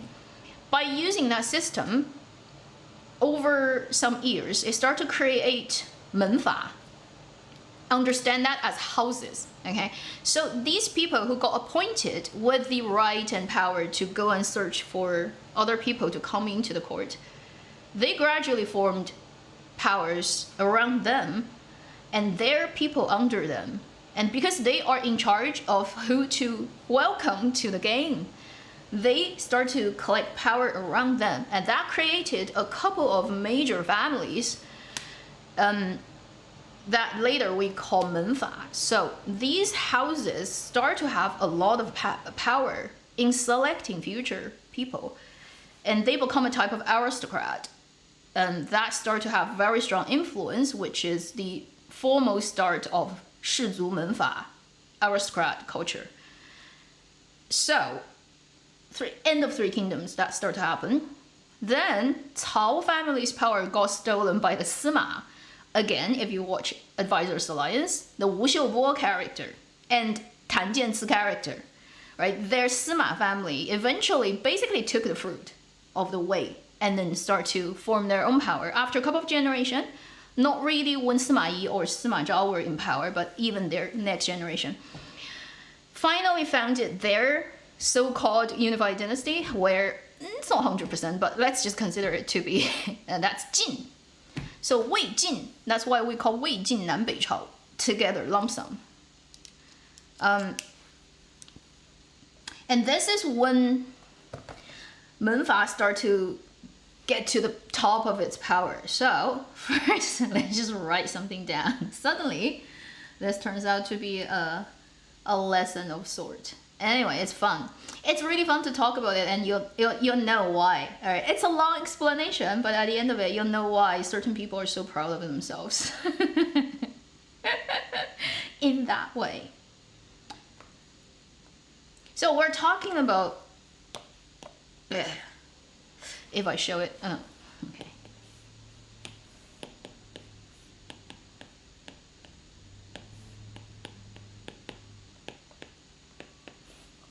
Let's see. Ooh, how to do that? No. 4? Yes. So that's the word. Does it actually? Yeah, 门阀士族. So 门 is door. 门阀, you can think of it as house. 士族 is the type of aristocrat. So this type of aristocrats start to form. What they do is, because like I said, they have the power of deciding who comes into the game. And after the Sima family found the Jin dynasty, 魏晋南北朝, very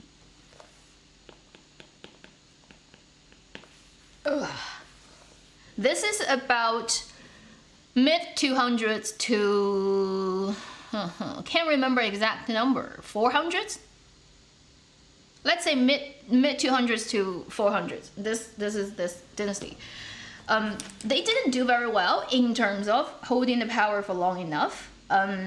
Very quickly, when Jin is founded, it broke down because within the Sima family, they're fighting against each other. So many Sima people tried to grab the power from each other, and it ended up being a very famous historical thing called 八王之乱. But basically, all the Sima princes trying to kill each other.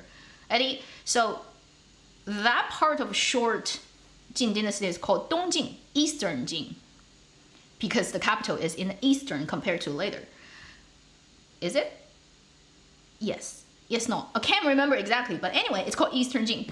It only existed for about half a century, less than that. And then, among all the fighting Simas, one Sima came out kind of winning, but he ran from north to south.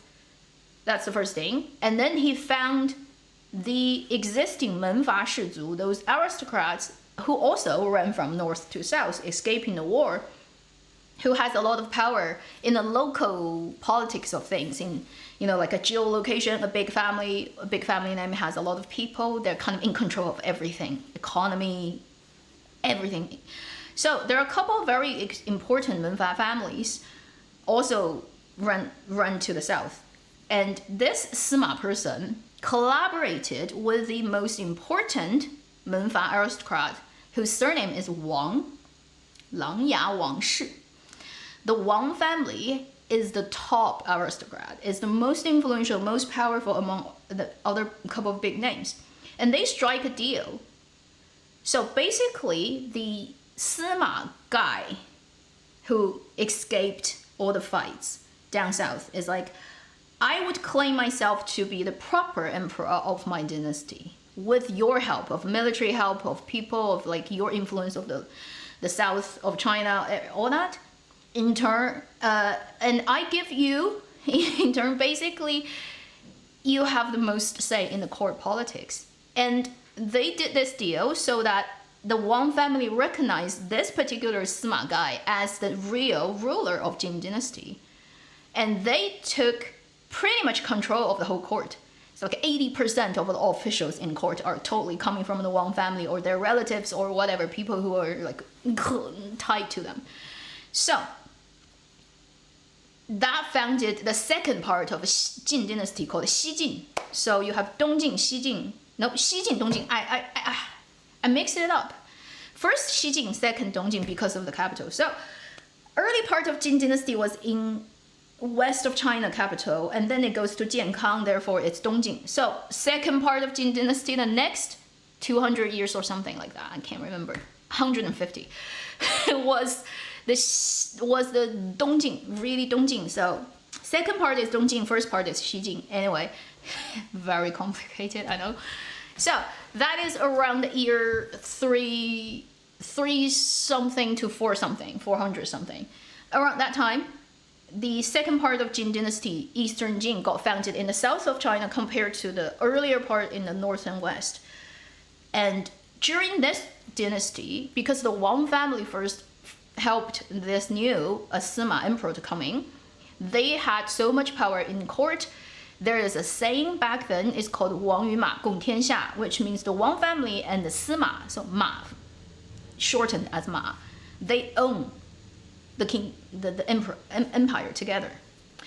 So in a way, one of the most powerful Shizu in Chinese history is a business partner of the emperor of that time. Although he himself is not an emperor, he didn't claim that. But in power, they're together, like they're locked down together, and not one can take over the other. Both of them run the country together. So the 氏族 can get to that point. That's the high point of Chinese 氏族, 门阀氏族 power is Dongjing. And it started with the Wang family, but later the Wang family start to, I mean, you know, it happens, right? In terms of like within a family fortune, it declines a bit. Other family comes in to take that place. But pretty much around the whole Dongjing time, it's one after another aristocrat family that has so much power that constantly fights with the imperial rule. They rely on each other, but neither of them can really just take over the other one fully. So that created this very weird political structure during that time. 门阀, so Dongjing is 门阀's world. It's those couple of very well-known 琅琊王氏. Not 琅琊榜. Nirvana, I know, it has the same character, but it's not related. So the Wang family of 琅琊 is one of the biggest during the Dongjing time. Also, you have a 谢.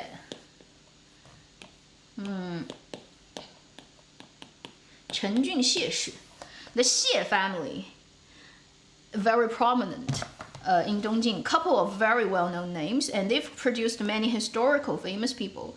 For example, the 琅琊王氏 created the most famous Chinese calligraphy writer in Chinese history, Wang Xizhi. Anybody who learns Chinese calligraphy? If you learn calligraphy, you would definitely have come across this name, because he is considered to be the god of calligraphy of Chinese history, the top one. And he is from 琅琊王氏. He's from the big Wang family. Very proud, okay, like the top. Like sometimes the 门阀 people, they feel they're higher than imperial power because they have a longer lineage. Usually it's the case because their ancestors are already ancient aristocrat from Zhou Dynasty and coming down from spring and autumn, from warring states down to Qing, down to Han, and to now. They usually can trace their ancestry all the way back to the beginning of the beginning, whereas the imperial family often are the fighters halfway coming out of nowhere taking the power, like the Sima and Cao family, right? So in a way, those people are more proud of their lineage than, say, the imperial people. So get to Dongjing, that's the situation. Then Jing broke down, you have Nanbei Chao, where it's the southern and northern divide of different kingdoms and a complicated history, a mess. During that time, 门阀's power is already going down, but they're still very prominent in the, let's say, culture. In people's general, the public's idea about, when they think about those couple of names, oh, they're like in clouds, that kind of idea, until Sui dynasty comes over, the Yang family. So if you watch Dugu, all those Dugu's empress drama, you know, the Sui time, very short-lived. That is the time when China gets unified again, so breaking all the northern and southern mess, dynasty mess. Short-lived, 2 generations of emperors, and then it got taken over by Tang. So now we get to 289 years of Tang dynasty history. The major time is his, around the time of 600s to 900s type time. And by this point, okay, the 门阀 are no longer as definitively in power as the Dongjing, but they are still super influential. To give you an idea about how people would literally try to make up their background, right, like closer to those known big names to elevate themselves. For the ruling class of Tang dynasty, who, if you know Chinese history, you know their surname is Li, very well known Li.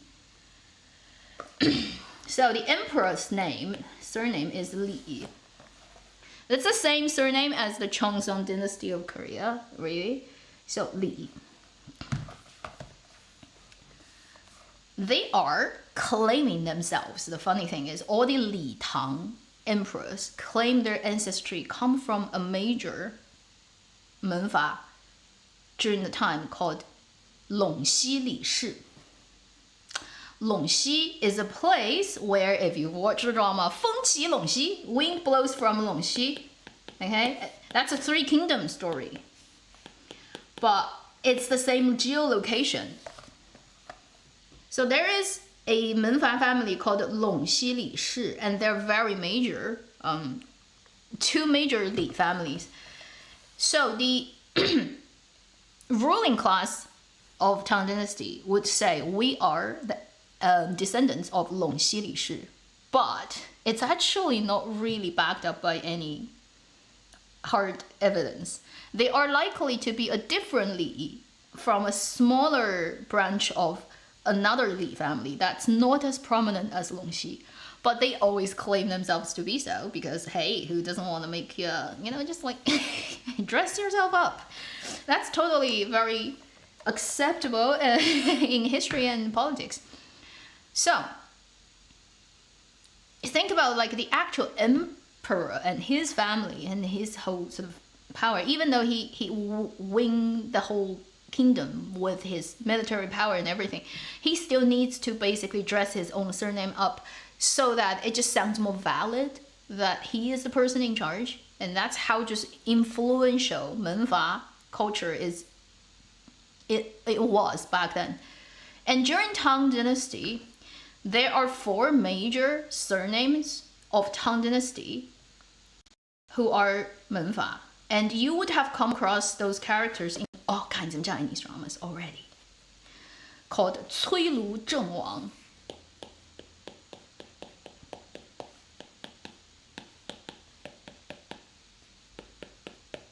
So, during Tang's rule, these 4 surnames, Cui Lu Zheng Wang,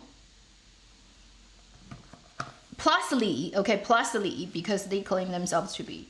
So there are 5 surnames, but we take the imperial name out and just looking at the rest 4.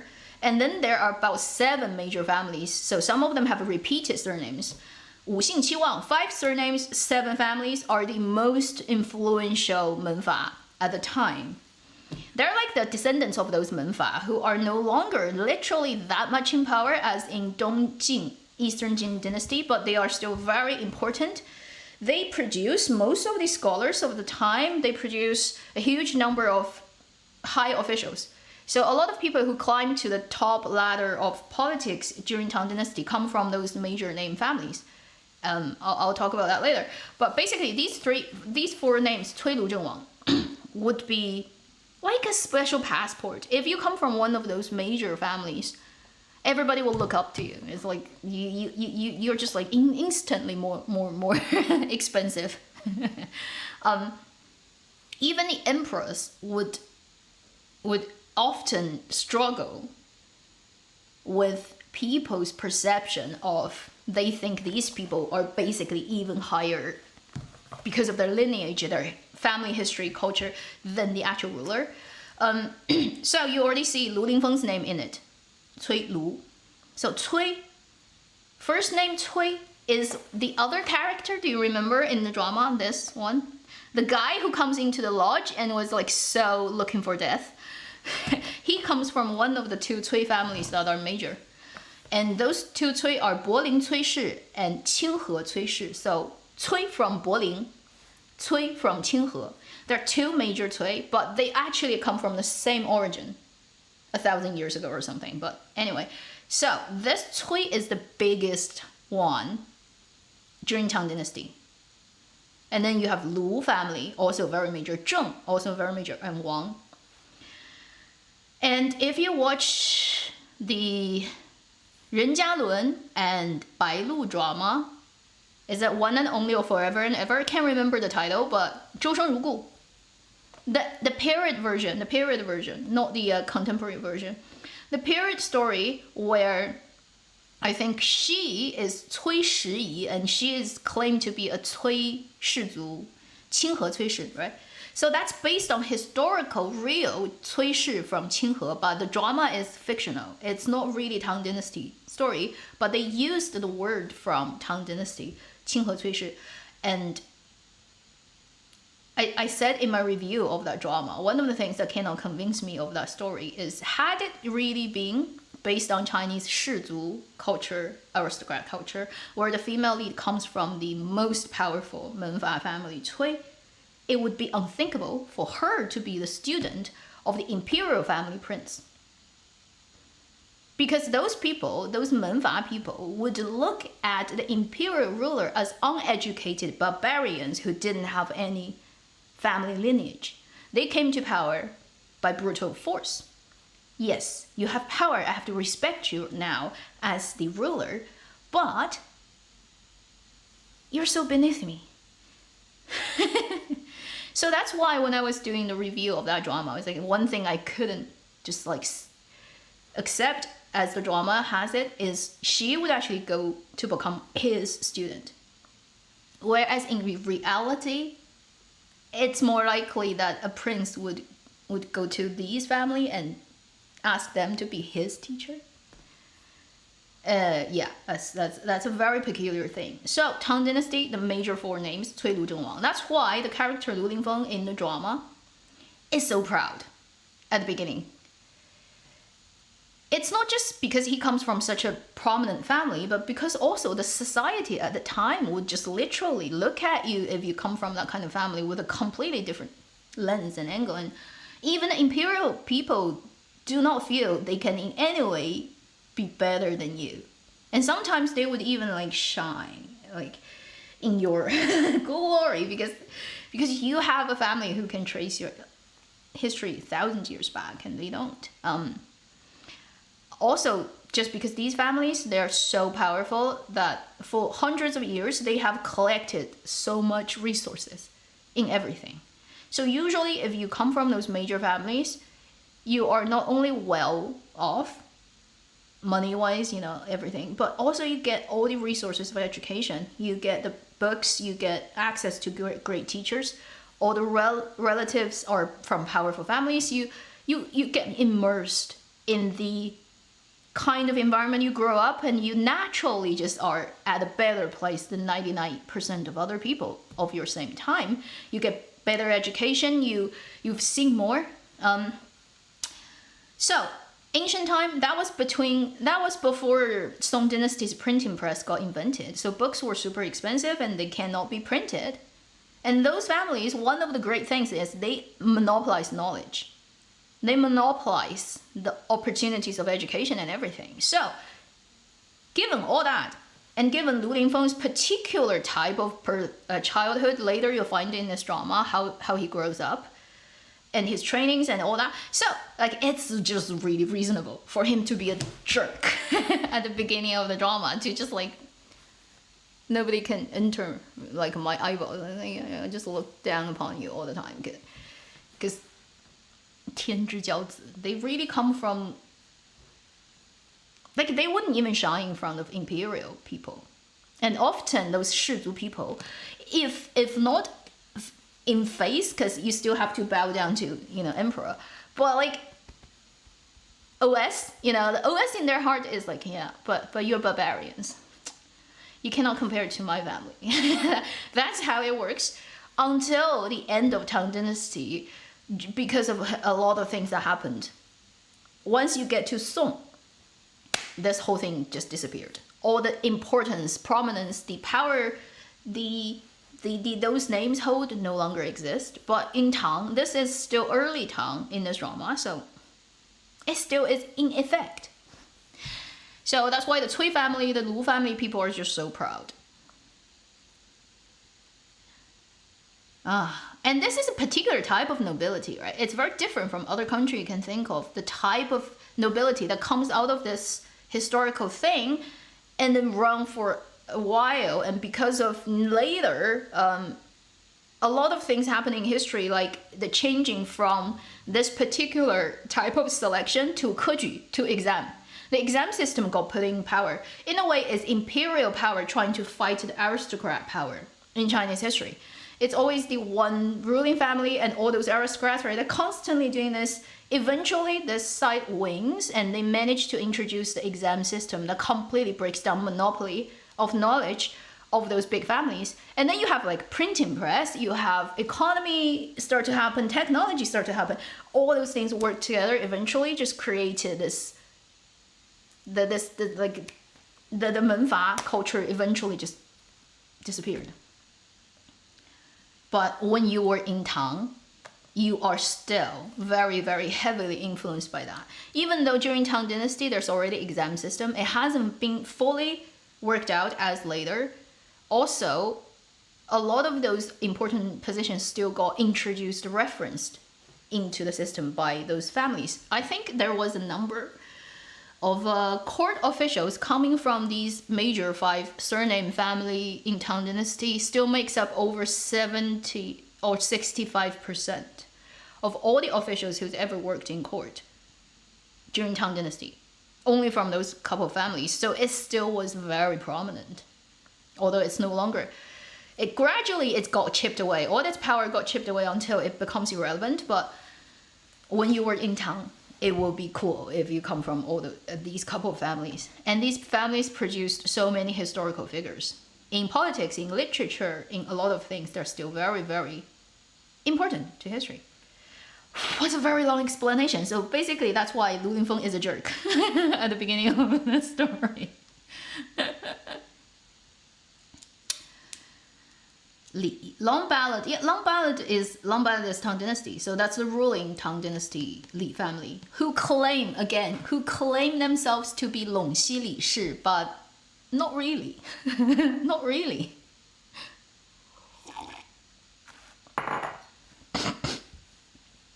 Yes, you can say that very correctly. Fëanorian, that they're gatekeepers, yes. They have formed their power for a long time, hundreds of years, in politics of things. And they have and also ancient time, a lot of that, like you hear their name, it's attached to a geolocation. 琅琊王氏, right? 陇西李氏, 陈郡谢氏, 范阳卢氏. The first 2 characters are their geolocation, then it's their surname. So it's usually a family who's in one location, who's been building that up for hundreds of years of their influence. And ancient history, it's very like relied on human resources, agriculture, local resources like mining, all that. So if one family has a lot of descendants and they have so much power in one area, they start to create that geo-based power.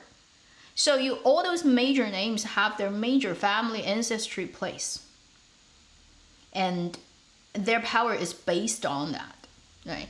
And later, when the imperial powers start to gotten more in control, they break down that. They make sure you can never have a local grown name that has too much power. And that is also one of the reasons later this gets erased in Chinese history. A lot of European countries never got to that point until they suddenly just got into Industrial Revolution. They were still very much like the Dongjing China, where once you exit the capital, the king is like just for show, right? It's the dukes and the little aristocrat in their locations who holds the actual power. And that's very European for pretty much up to contemporary time. Whereas in China, this type of aristocrat power got actually much earlier than the other countries in this world. Isn't that interesting? So if you're from France, yes, like you'll be very familiar with this type of local aristocrat having so much power situation. So that's why if you in the future watch any Tang Dynasty or before Tang, after Three Kingdoms, like that particular type of time setting, and you come across any of those Shizu people, you'll get a much better idea about why they're so just feel so good about themselves. And only for that time, only from Jin to Tang, yeah. End of Tang, it ended. And it became completely irrelevant. So in a way, Chinese political system, actually in ancient time, is very, let's say it's hard to, but it has evolved actually a lot forward than a lot of other countries. although it's called like we just call it feudal, it's really not. Like it's imperial, and it got to imperial very soon, much sooner than a lot of other cultures. Yeah. What else? I was thinking about something else I want to mention about the 氏族 thing. Let me think if I can remember that.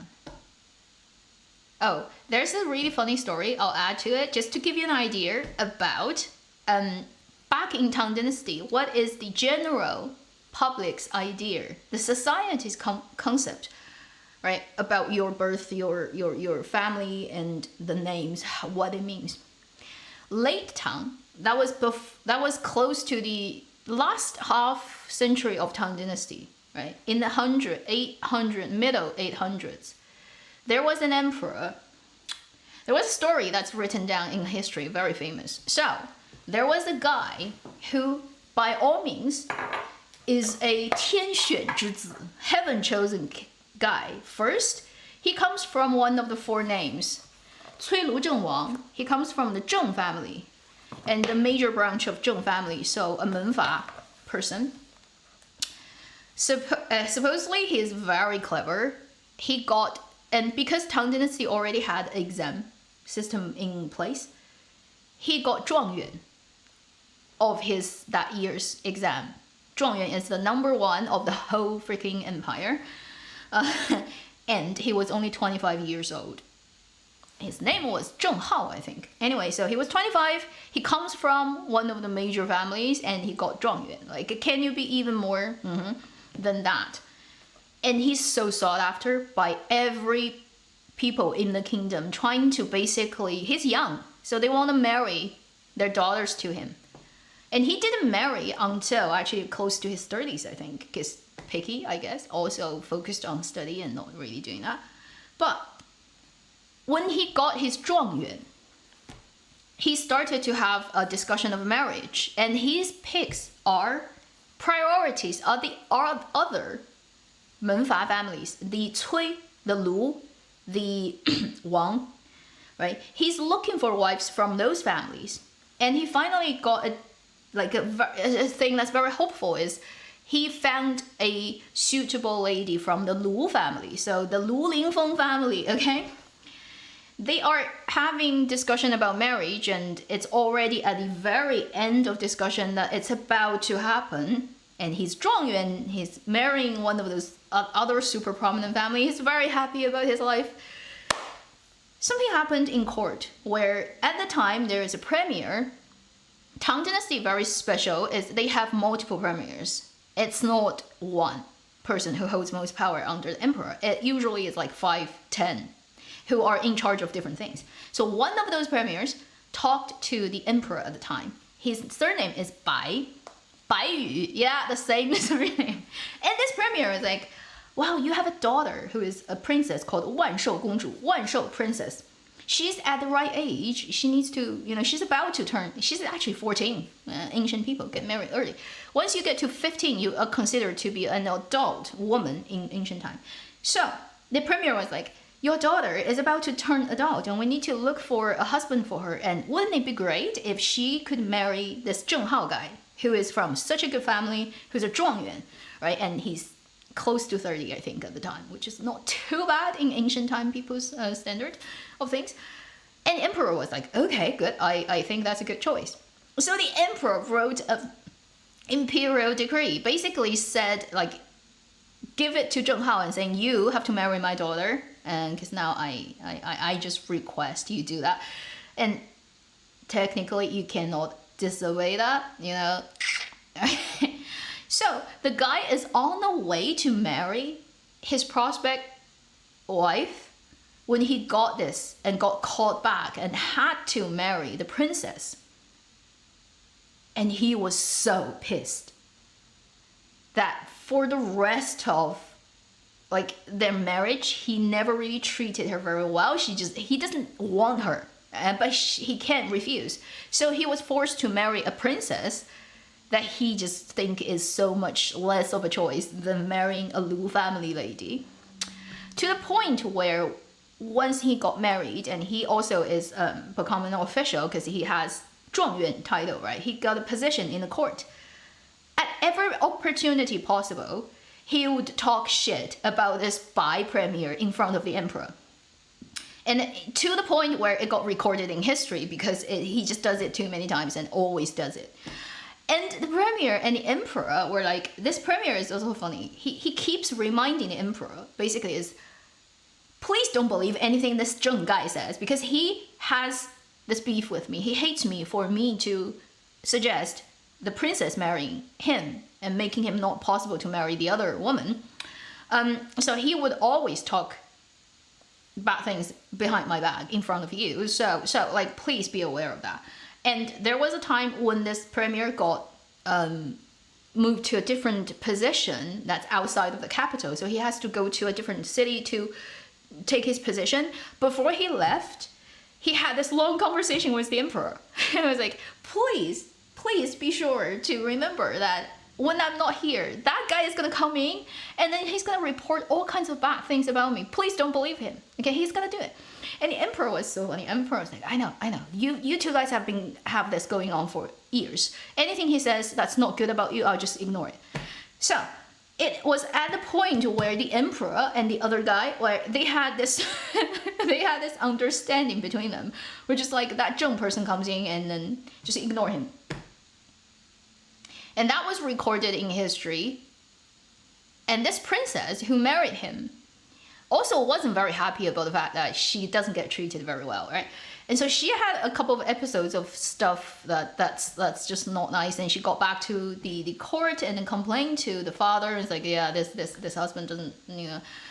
And the father had to remind her, basically, you're already married now, and then, you know, like you need to just like not think of yourself so proud as a princess anymore. You know, you can't keep doing this to me. So she has to be like convinced for a couple of times to do, and eventually just to accept the fact that now she's married, and she cannot actually be so proud in front of that guy, because that guy doesn't give a shit to her even when she's a princess anymore. Anyway, it's a really funny thing. It's fully recorded in history, and this guy is called Zheng Hao, and I think it's it happened around the year 850. That's when he got his zhuangyuan or something. It's real. And it's already end of Tang Dynasty, where the power of all the menfas are not really in effect anymore. Still though, the society, right? Like, everybody's in their head. That's how they look at these people. Isn't that funny? Even when you're a princess, you're nothing compared to if you come from those four surnames.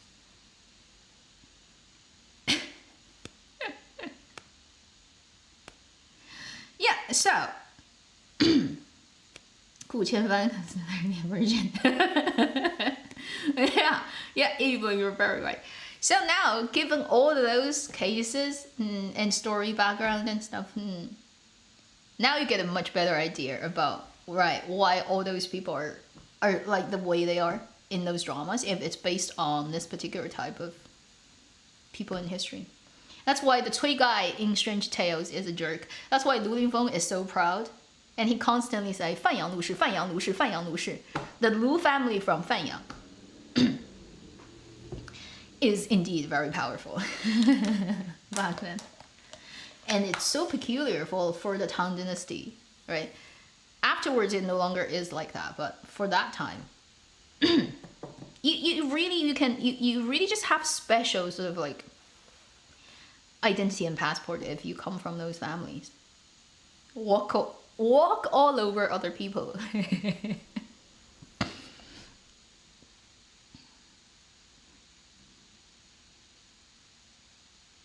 And I think during Tang Dynasty, I can't remember which emperor actually put out this order that he forbidded all the families intermarriage. So all those Cui, Lu, Zheng, Wang, Li, those couple of big names, he put out this order of like not allowing them to marry each other's people so that they don't get interconnected and become more powerful. But I don't know if that is completely in effect and how long it was in effect. Because even till late Tang, you still see these people try to marry each other. And that's a constant fight, really, in Chinese imperial power control of the country until it finally really won in Song Dynasty. So if you look at Chinese Tang Dynasty's only woman emperor Wu Zetian, one of the reasons why she got so elevated in Tang Gaozong's court. So she first married his father, Tang Taizong, and Tang Taizong dies and she got sent to a nunnery, a temple, and then the Gaozong, the next emperor, really likes her so much that he kind of takes her out of the temple again and put her in the inner court. And she started at a sort of like mid-level concubine and gradually get promoted. Eventually, she got to the point where she becomes empress.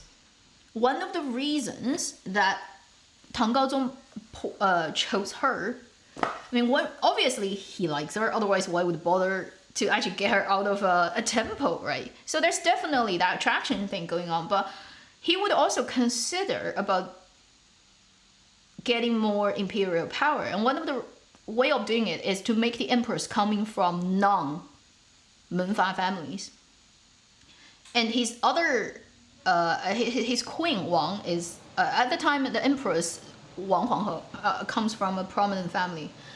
And actually Wu Zetian, her mother comes from a rather prominent family, but not as prominent as Cui Lu Zhengwang.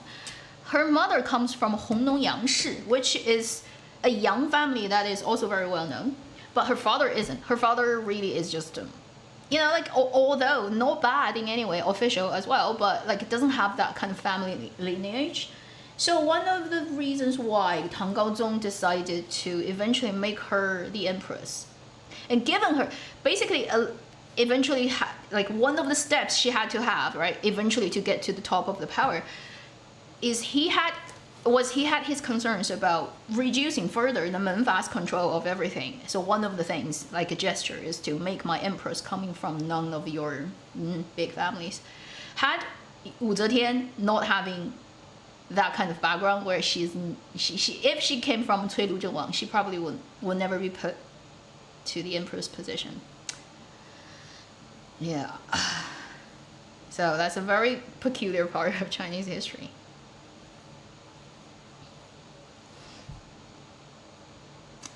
Yeah, well, I've been talking nonstop for 2 hours. Let me just take a break for a bit and I'll come back and then we'll end this stream soon. Suddenly it turned out to be a history lesson.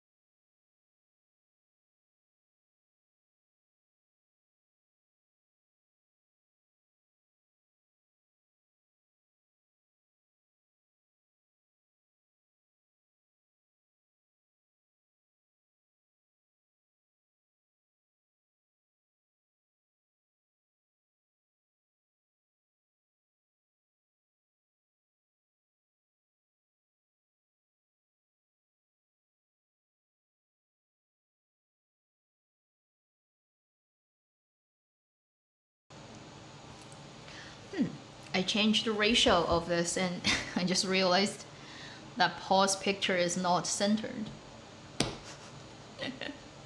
So we're gonna just like spend a couple more minutes and kind of get to midday, and then we can call it. I'll try to time code this video so that people in the future can find what we were talking about. Suddenly it turned out to be a history lesson. So that was the video I wanted to make, talking about 门阀. And I actually shot, but it just turned out to be really bad. Yeah, so it now is a live stream. Well, it's very fitting because we're talking about Tang Dynasty, we're talking about 氏族, so this is the best time to talk about it. Thank you, Doctor. I didn't. I'll probably make a video when it finishes because it's so fast airing. It's 3 episodes per day, so it's gonna finish mid next week. It's gonna finish all the episodes mid next week, so we probably can talk about it when it's completely finished. Yeah. So far, okay, I was talking about like Lu Lingfeng is not as insufferable as Bai Yu's character. What's his name? I don't even remember his name. That's like how I dislike that character. Unbelievable. Baizhu, yes, Baizhu. Yeah. As an actor, okay, Bai Yu's performance in this drama is just what I expect he would be doing. So there's nothing wrong with it. Nothing surprisingly good either. And then mostly actually, I think in performance-wise, Yang Mi did a much better job than I expected. She is so much better in this kind of contemporary, realistic, sort of more on the grounded stuff than the fairy tale female lead period dramas. She looks like a real person and has real emotions and reactions and little micro stuff going on than her period dramas. Her period dramas are so like habitual acting. It's like smile in a particular way, sad in a particular way, doing everything like a standard mode that he never changes. Whereas when she does the contemporary one, just looks like so much more a real person. So actually, I think Yang Mi's performance in this drama is much better than I expected, and she is like a really normal person. Whereas Bai Yu, his acting is still his acting, which is just like what I expected would be. No surprise element there. But his character, that's written right on paper, like by the writers.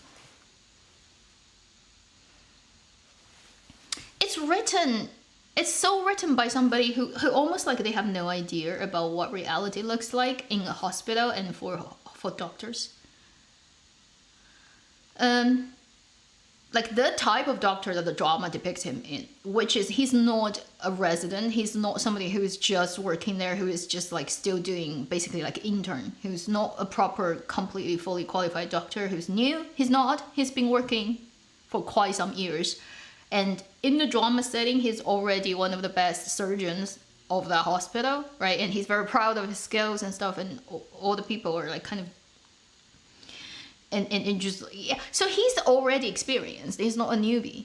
And the fact is, you just cannot have that kind of unrealistic way of dealing with people, talking, dealing with patients, dealing with other of your colleagues in the particular way the drama has him, and still be functioning and actually not getting murdered by everybody in your life.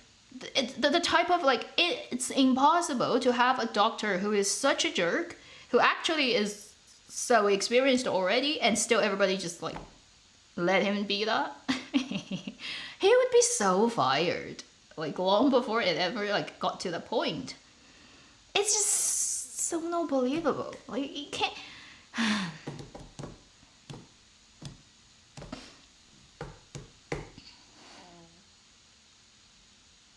Because he would have long offended important people or important patients or whatever to have like lawsuits following him, to have basically the whole department not collaborating with him. He would have made enemies with so many people that he would no longer be able to function in a proper hospital. He would have been kicked out, basically. And also, like, for all the years you have to go through medical school, all the hardship that any professional surgeons have to go through to get to that point, even if, say, personality-wise, they are like that, they would have learned to work with other people to tame it, to keep it, or even just put a face of acting to pretend to be agreeable and can work with other people, even though, I mean, they may be like ranting about, oh, you just like so not comparable to my skills in their heart, but they never say it. Okay, they are working for salary and they have to work with other people. You can't just offend everybody and expect like they're just all gonna treat you like they're your mother and they don't mind. Oh, so the writing of that character is just who is the moron that wrote this? Do you have any experience of real life at all? Like, do you know like what kind of high pressure and like hardworking environment a hospital, particularly emergency, like is? Like, you can't just act like that and then think it's just gonna be fine. No, it's not.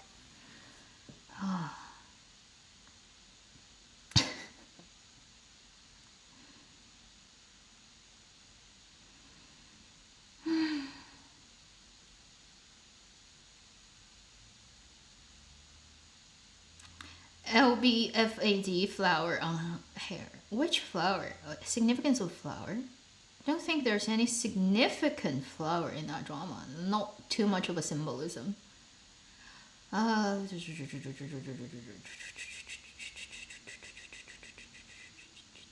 Short movie with Zhou Xun and Wang Yibo. I don't think it's a movie. It's just like an ad, isn't it? Is it for a magazine or for a brand of whatever? It's like a really short ad.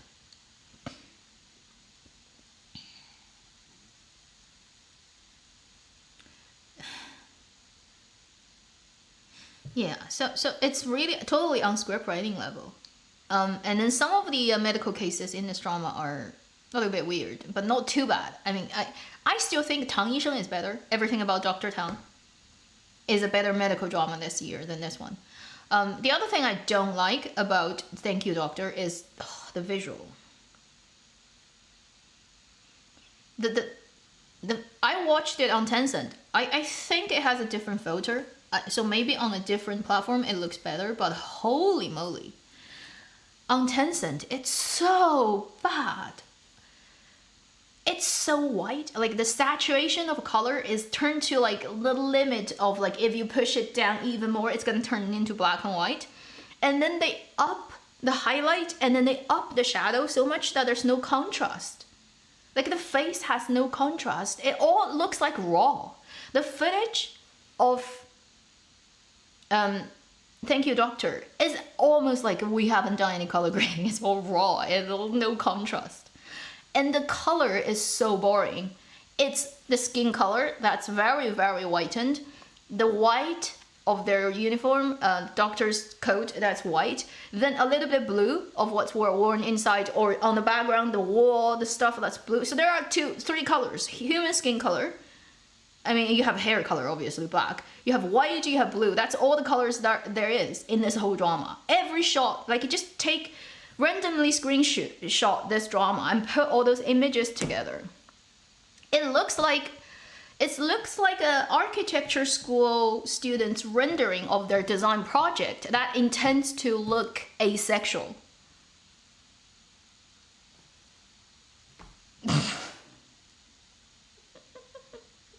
That's how I would put it.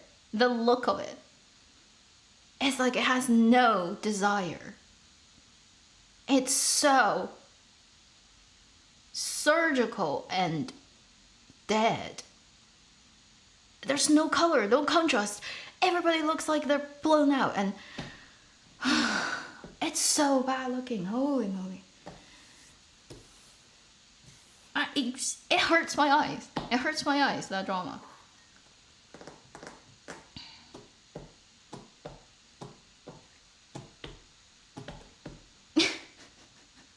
So the look of it is something that I just can't deal with. It's so bad. I really have to just like turn my brain to just like not look at, don't pay attention. Don't pay attention to how ridiculous people look. I don't know what's wrong. Cause definitely when it's raw in camera, like it's not like that. If you look at their on-set footages of like gag reels and stuff, extra footages, it's not like that. And even if you look at their production shots, it's not like that. It's just in the drama itself. Somehow, the contrast is an enemy to Chinese dramas. We just don't want any contrast. We want to flatten everybody. So for Thank You Doctor, I mean, parts of it, I can watch it and I think it's acceptable. But then honestly, I think I can deal with it is because I know they're going to write this character later as somebody who's turned out to be much lovelier than you expected. That's how it usually goes. Also because it's Bai Yu, which, I mean, yeah, well, I can deal with it. I know he's not a bad actor, and this is totally on script writing level, not his acting level. Although, I don't think he's as good an actor in this drama as his son. Okay, that kid is a genius. In comparison, Bai Yu becomes very mediocre. But even that is not so offensive, so I can keep watching, but I totally see if somebody who's never watched any of his other stuff, who has no idea about who he is, who doesn't have a filter lens or good feelings about his previous characters, they just come in blind with the story and see this character and it's like, who is this guy? And they just like turn away and don't watch anymore. I totally understand. Because it's such a poorly written character. So annoying. And I really just don't think it is a good way of writing, is to make either of the two leads that annoying in any way. It used to be like the female lead is super annoying, right? It's certain dramas. And then now it's like make the male lead super annoying. But it functions the same. You have one really annoying person in the whole thing and somehow like, really, can we just have normal people? You know, like not so likable but not so hateful people, like just like normal to start a story with.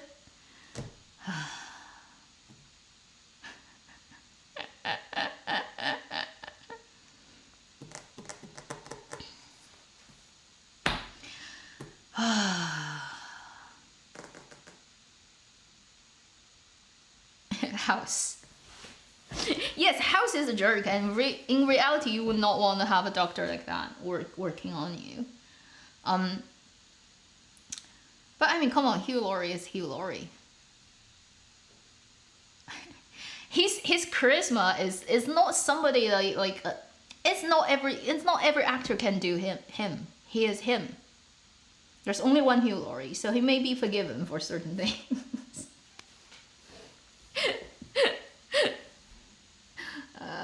Whereas if you're not as like, it's not everybody can pull that kind of character off.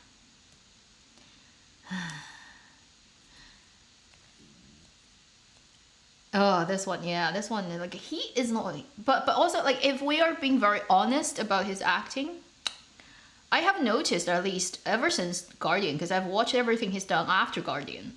Before Guardian, not everything, but after Guardian, everything he's been in, I've watched, okay? Even the ones I don't like. He has a, okay, let me think if there's a good way to put that. If for an actor, you have your bottom and you have your top, right? So the top is like when you act 110%, when you suddenly have a moment of genius of your acting happening, that's like the top. The bottom is no matter how bad it is, like the catches you, like you cannot fall below that. So for any actors who's got the top and the bottom situation, for Bai Yu, his bottom is high enough for him to not really have too much of a trouble in any drama he is in. He has a high enough bottom to make sure he wouldn't create disaster on screen. But his top is also very hard to break through. I'm not saying it's impossible, but so far I haven't seen him being able to break that. And the space that he can move between is very limited. The good thing about him is if you hire him, he's unlikely to screw it up. The bad thing about it is it's unlikely to either. Honest opinion. And he has also a lot of habits of acting. I don't know if he's consciously aware of that or not, but he tends to just always fall onto those habits. to the point where now, whatever he's doing, if he's doing a scene, he's saying something, I know where the scene is going, where the character is going, right? I can anticipate everything he does. To the point where when he blinks, when he turns, when he would, his mouth and how he would walk and what his tone would sound like. I have 100% ability to predict every next second of his performance, and he always does that. There's nothing that I cannot predict about his acting now. That's Bai to me. So in a way, it's like McDonald's. Every McDonald's you walk in, you know you're gonna get the Big Mac and it's gonna taste the same, whether it's in China or in America. And so that's the bottom line, which is safe, but then not gonna hope for anything other than that.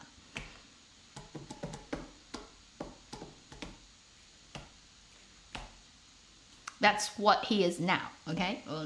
As for future, who knows? So that's my honest opinion about his acting. Long Night is good, but it's mostly good because the story itself is good. Come on. That script. With any qualified actor, they will do a good enough job. And even within that drama, I'd still say a couple of other older actors is better than he.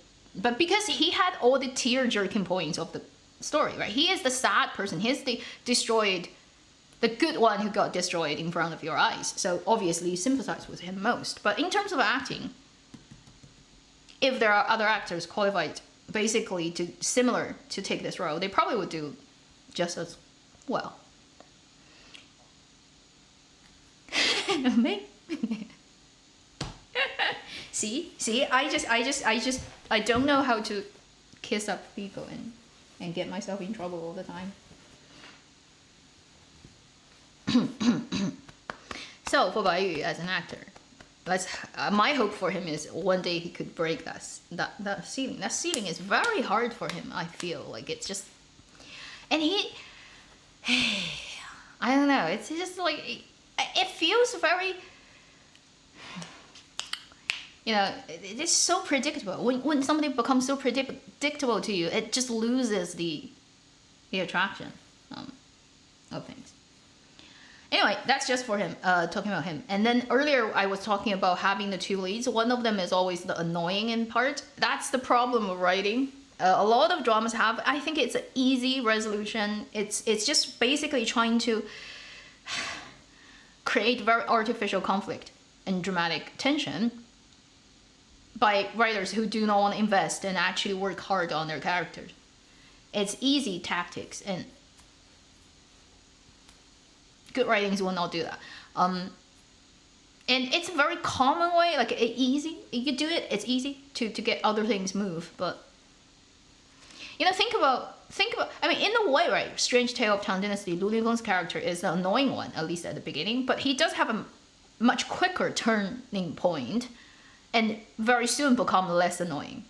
Still though, he starts to with that function. And then more obviously would be the other Yang Xuwen drama that I aired back to back to Strange Tale, which is Love in Time. Both IC production, both led by him. That drama so clearly give that function to the female lead. I mean, yes, she's much younger. She's like early 20s. So you can say that she's like a college student fresh out of that, and she's just like stupid. But really? Like there are a lot of very clever college students these days. Like primary school kids can be more matured, really, than most of those adults in Dramaland. And for the Love in Time, the writing of the female role is just...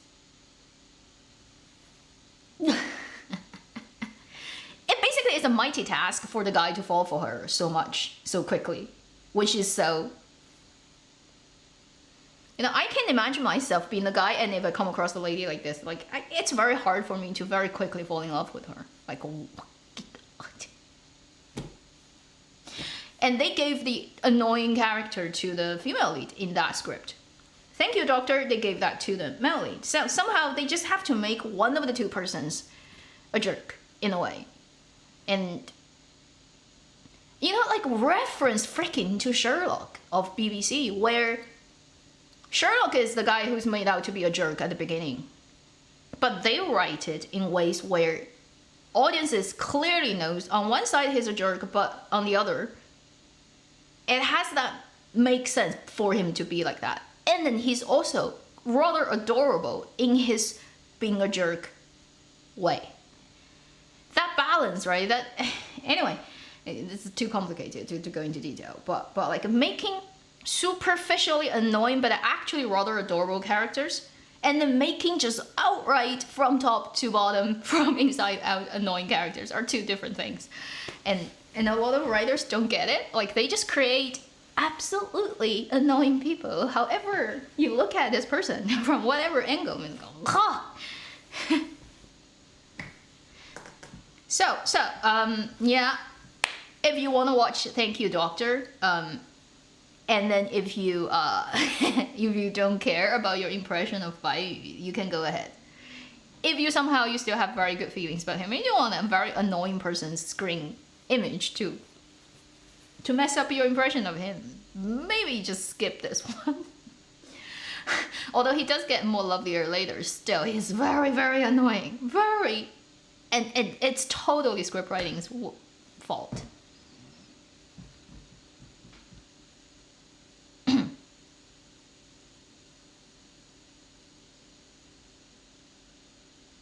Yummy tends to personal lips.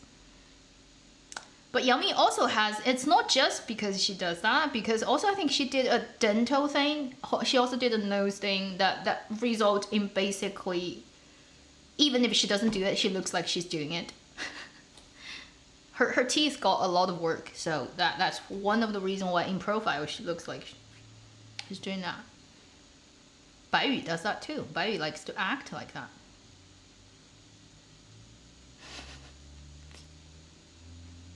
And he has very peculiar ways of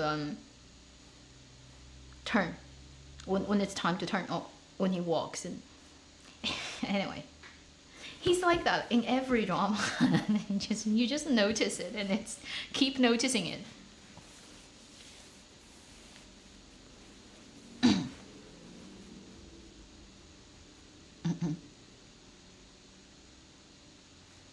Hugh Laurie. Hugh Laurie will always be the guy who plays jazz piano for me.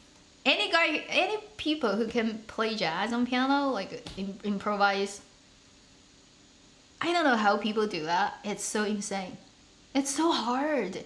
It's not just you have to be good with piano, but you have to almost be good with mathematics to have that work. And I can never understand it. One of those things I can never remember and understand is music's. All the progressions, all the chord, and what works with what, and all that. I'm just like, it's harder than mathematics to me. So for people who can do it, I'm like, your brain. Like I wonder, like what's the wiring of your brain that is so different from mine.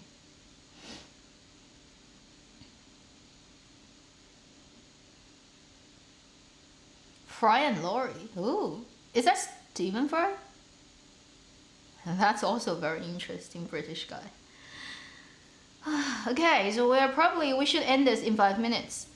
We'll end it very soon. Thank you for joining me today. Hey, for everybody who has listened through this long history lesson of why aristocrats are such jerks in Chinese history. Yeah.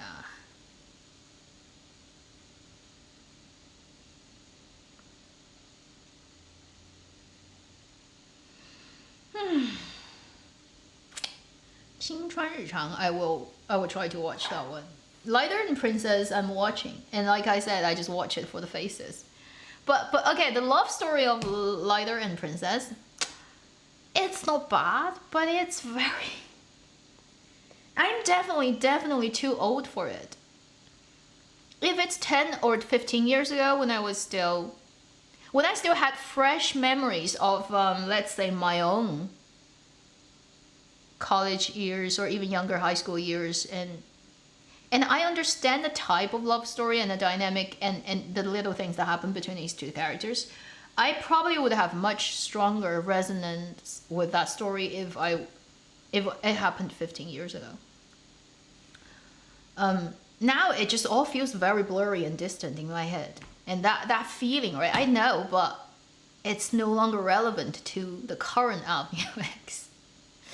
All that campus love story, all that thing, it's like, logically, I remember it. Emotionally, it has moved on. I have moved on so far from that.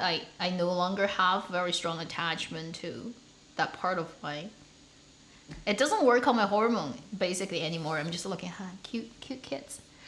Wait till you're like 20 years older than now and see if that still works. Yes.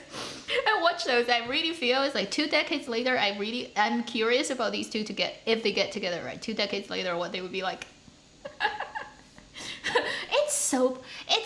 I know it's just such a buzzkill. It's still not idealistic and romantic, but I know I have gone through that time in my life where all that is yes, like they have it on screen. I know what it feels like. Okay, I know that all that. But I am really too old to care much about it. It's like, had it, done that, move on. No longer is what I care about anymore.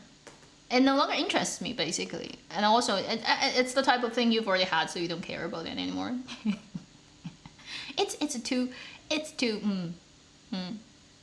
no. I'm definitely an auntie. I'm the mother generation now, like looking at the young kids type of feeling. You know, I understand in a way. It's like sometimes parents would say, you know, when you live to my age, you understand. In a way, it is true.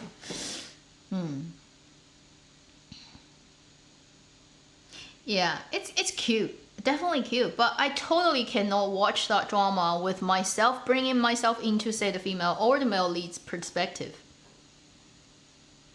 Although I see it's very cute, I personally can no longer just take that perspective. I definitely take their mother or their aunt, their older generation. I don't know, the security guard of the school, the department head of that year, their teacher. I definitely take that angle now. It's very motherly. But it's no longer self-involved. So, for older people watching my live stream, you may understand what I mean. Like, I cannot bring myself into that role, but I can bring the perspective into like people who are related to them. 口味变重了. As you get older, your taste becomes heavier. And older people likes to eat stuff with stronger taste, with more ingredients, with more salty whatever. Like I see that happening to myself. Those little fluttering, like a very fairy light sparkle, light-footed, very gentle pastel kind of lens on things no longer works on me.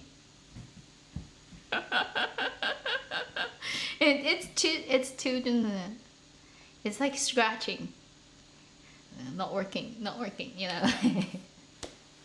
Baseball bat. Need baseball bat. I don't need scratching.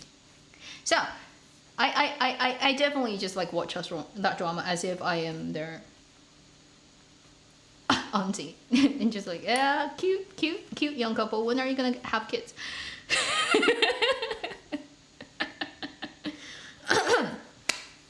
Yeah. Comes with time. Okay, so yeah, that should be the end of this live stream. Thank you for joining me. Next month will be Christmas month. Let's see what we can do for that. Let's do it. I don't know how much special sort of like stuff I can do for it. What do you want? regular watchers of my live stream. What do you want? You can type it out now.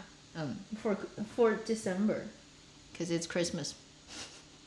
Not that it really is important. Like I don't really care about Christmas, but hey, It's one excuse to spend money and make things look pretty.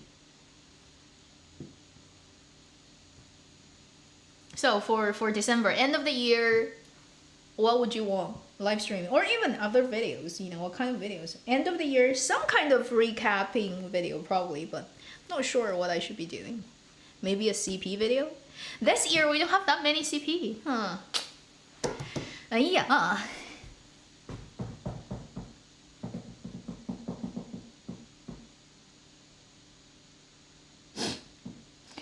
Waiting for people because we have about half a minute lag. Do a worst of worst of. Yeah, just offend everybody. It's are there really bad ones this year? I mean, apart from like a couple of drama that got pulled down. I don't want to actually mention those dramas because they're so annoying that I don't think they should even end up in worst of videos. Because every moment you look at those people's faces, it's like a psychological onslaught.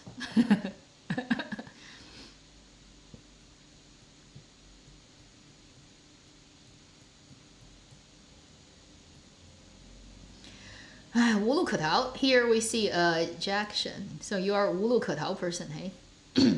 That one didn't work on me, but I know it worked on a lot of people. That definitely shows like a different brain wiring. Because for that one, I totally really just doesn't have it working on me. Oh, but I so see other people have it. And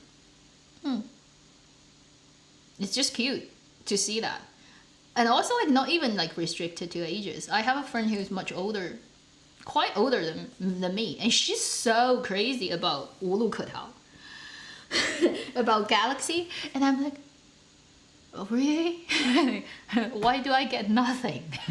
At least I should get like 20%, right? But why do I get nothing? But hey, I can't help it. Maybe it's just happens to completely just hit my blind spots and fully hit hers, which is really cool, cute thing. Award video, worst drama moments again. Worst drama. Okay, I'll try my best to think about what are the worst drama moments this year. Can nominate. People can nominate that.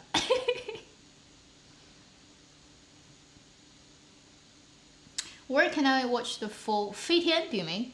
Fei Tian Awards. I don't know if there is actually a full version online. Because awards are really boring, right? They just talk and people walk up, so I never watch them. I don't even know where to look for it. Would it have it? I can try to search for it. If not on the major platforms, then it wouldn't be anywhere. So that like Tencent, iQIYI, Mango, Youku, even like whatever television stations own stuff, if it's not there, then it probably wouldn't be anywhere. I have no idea actually.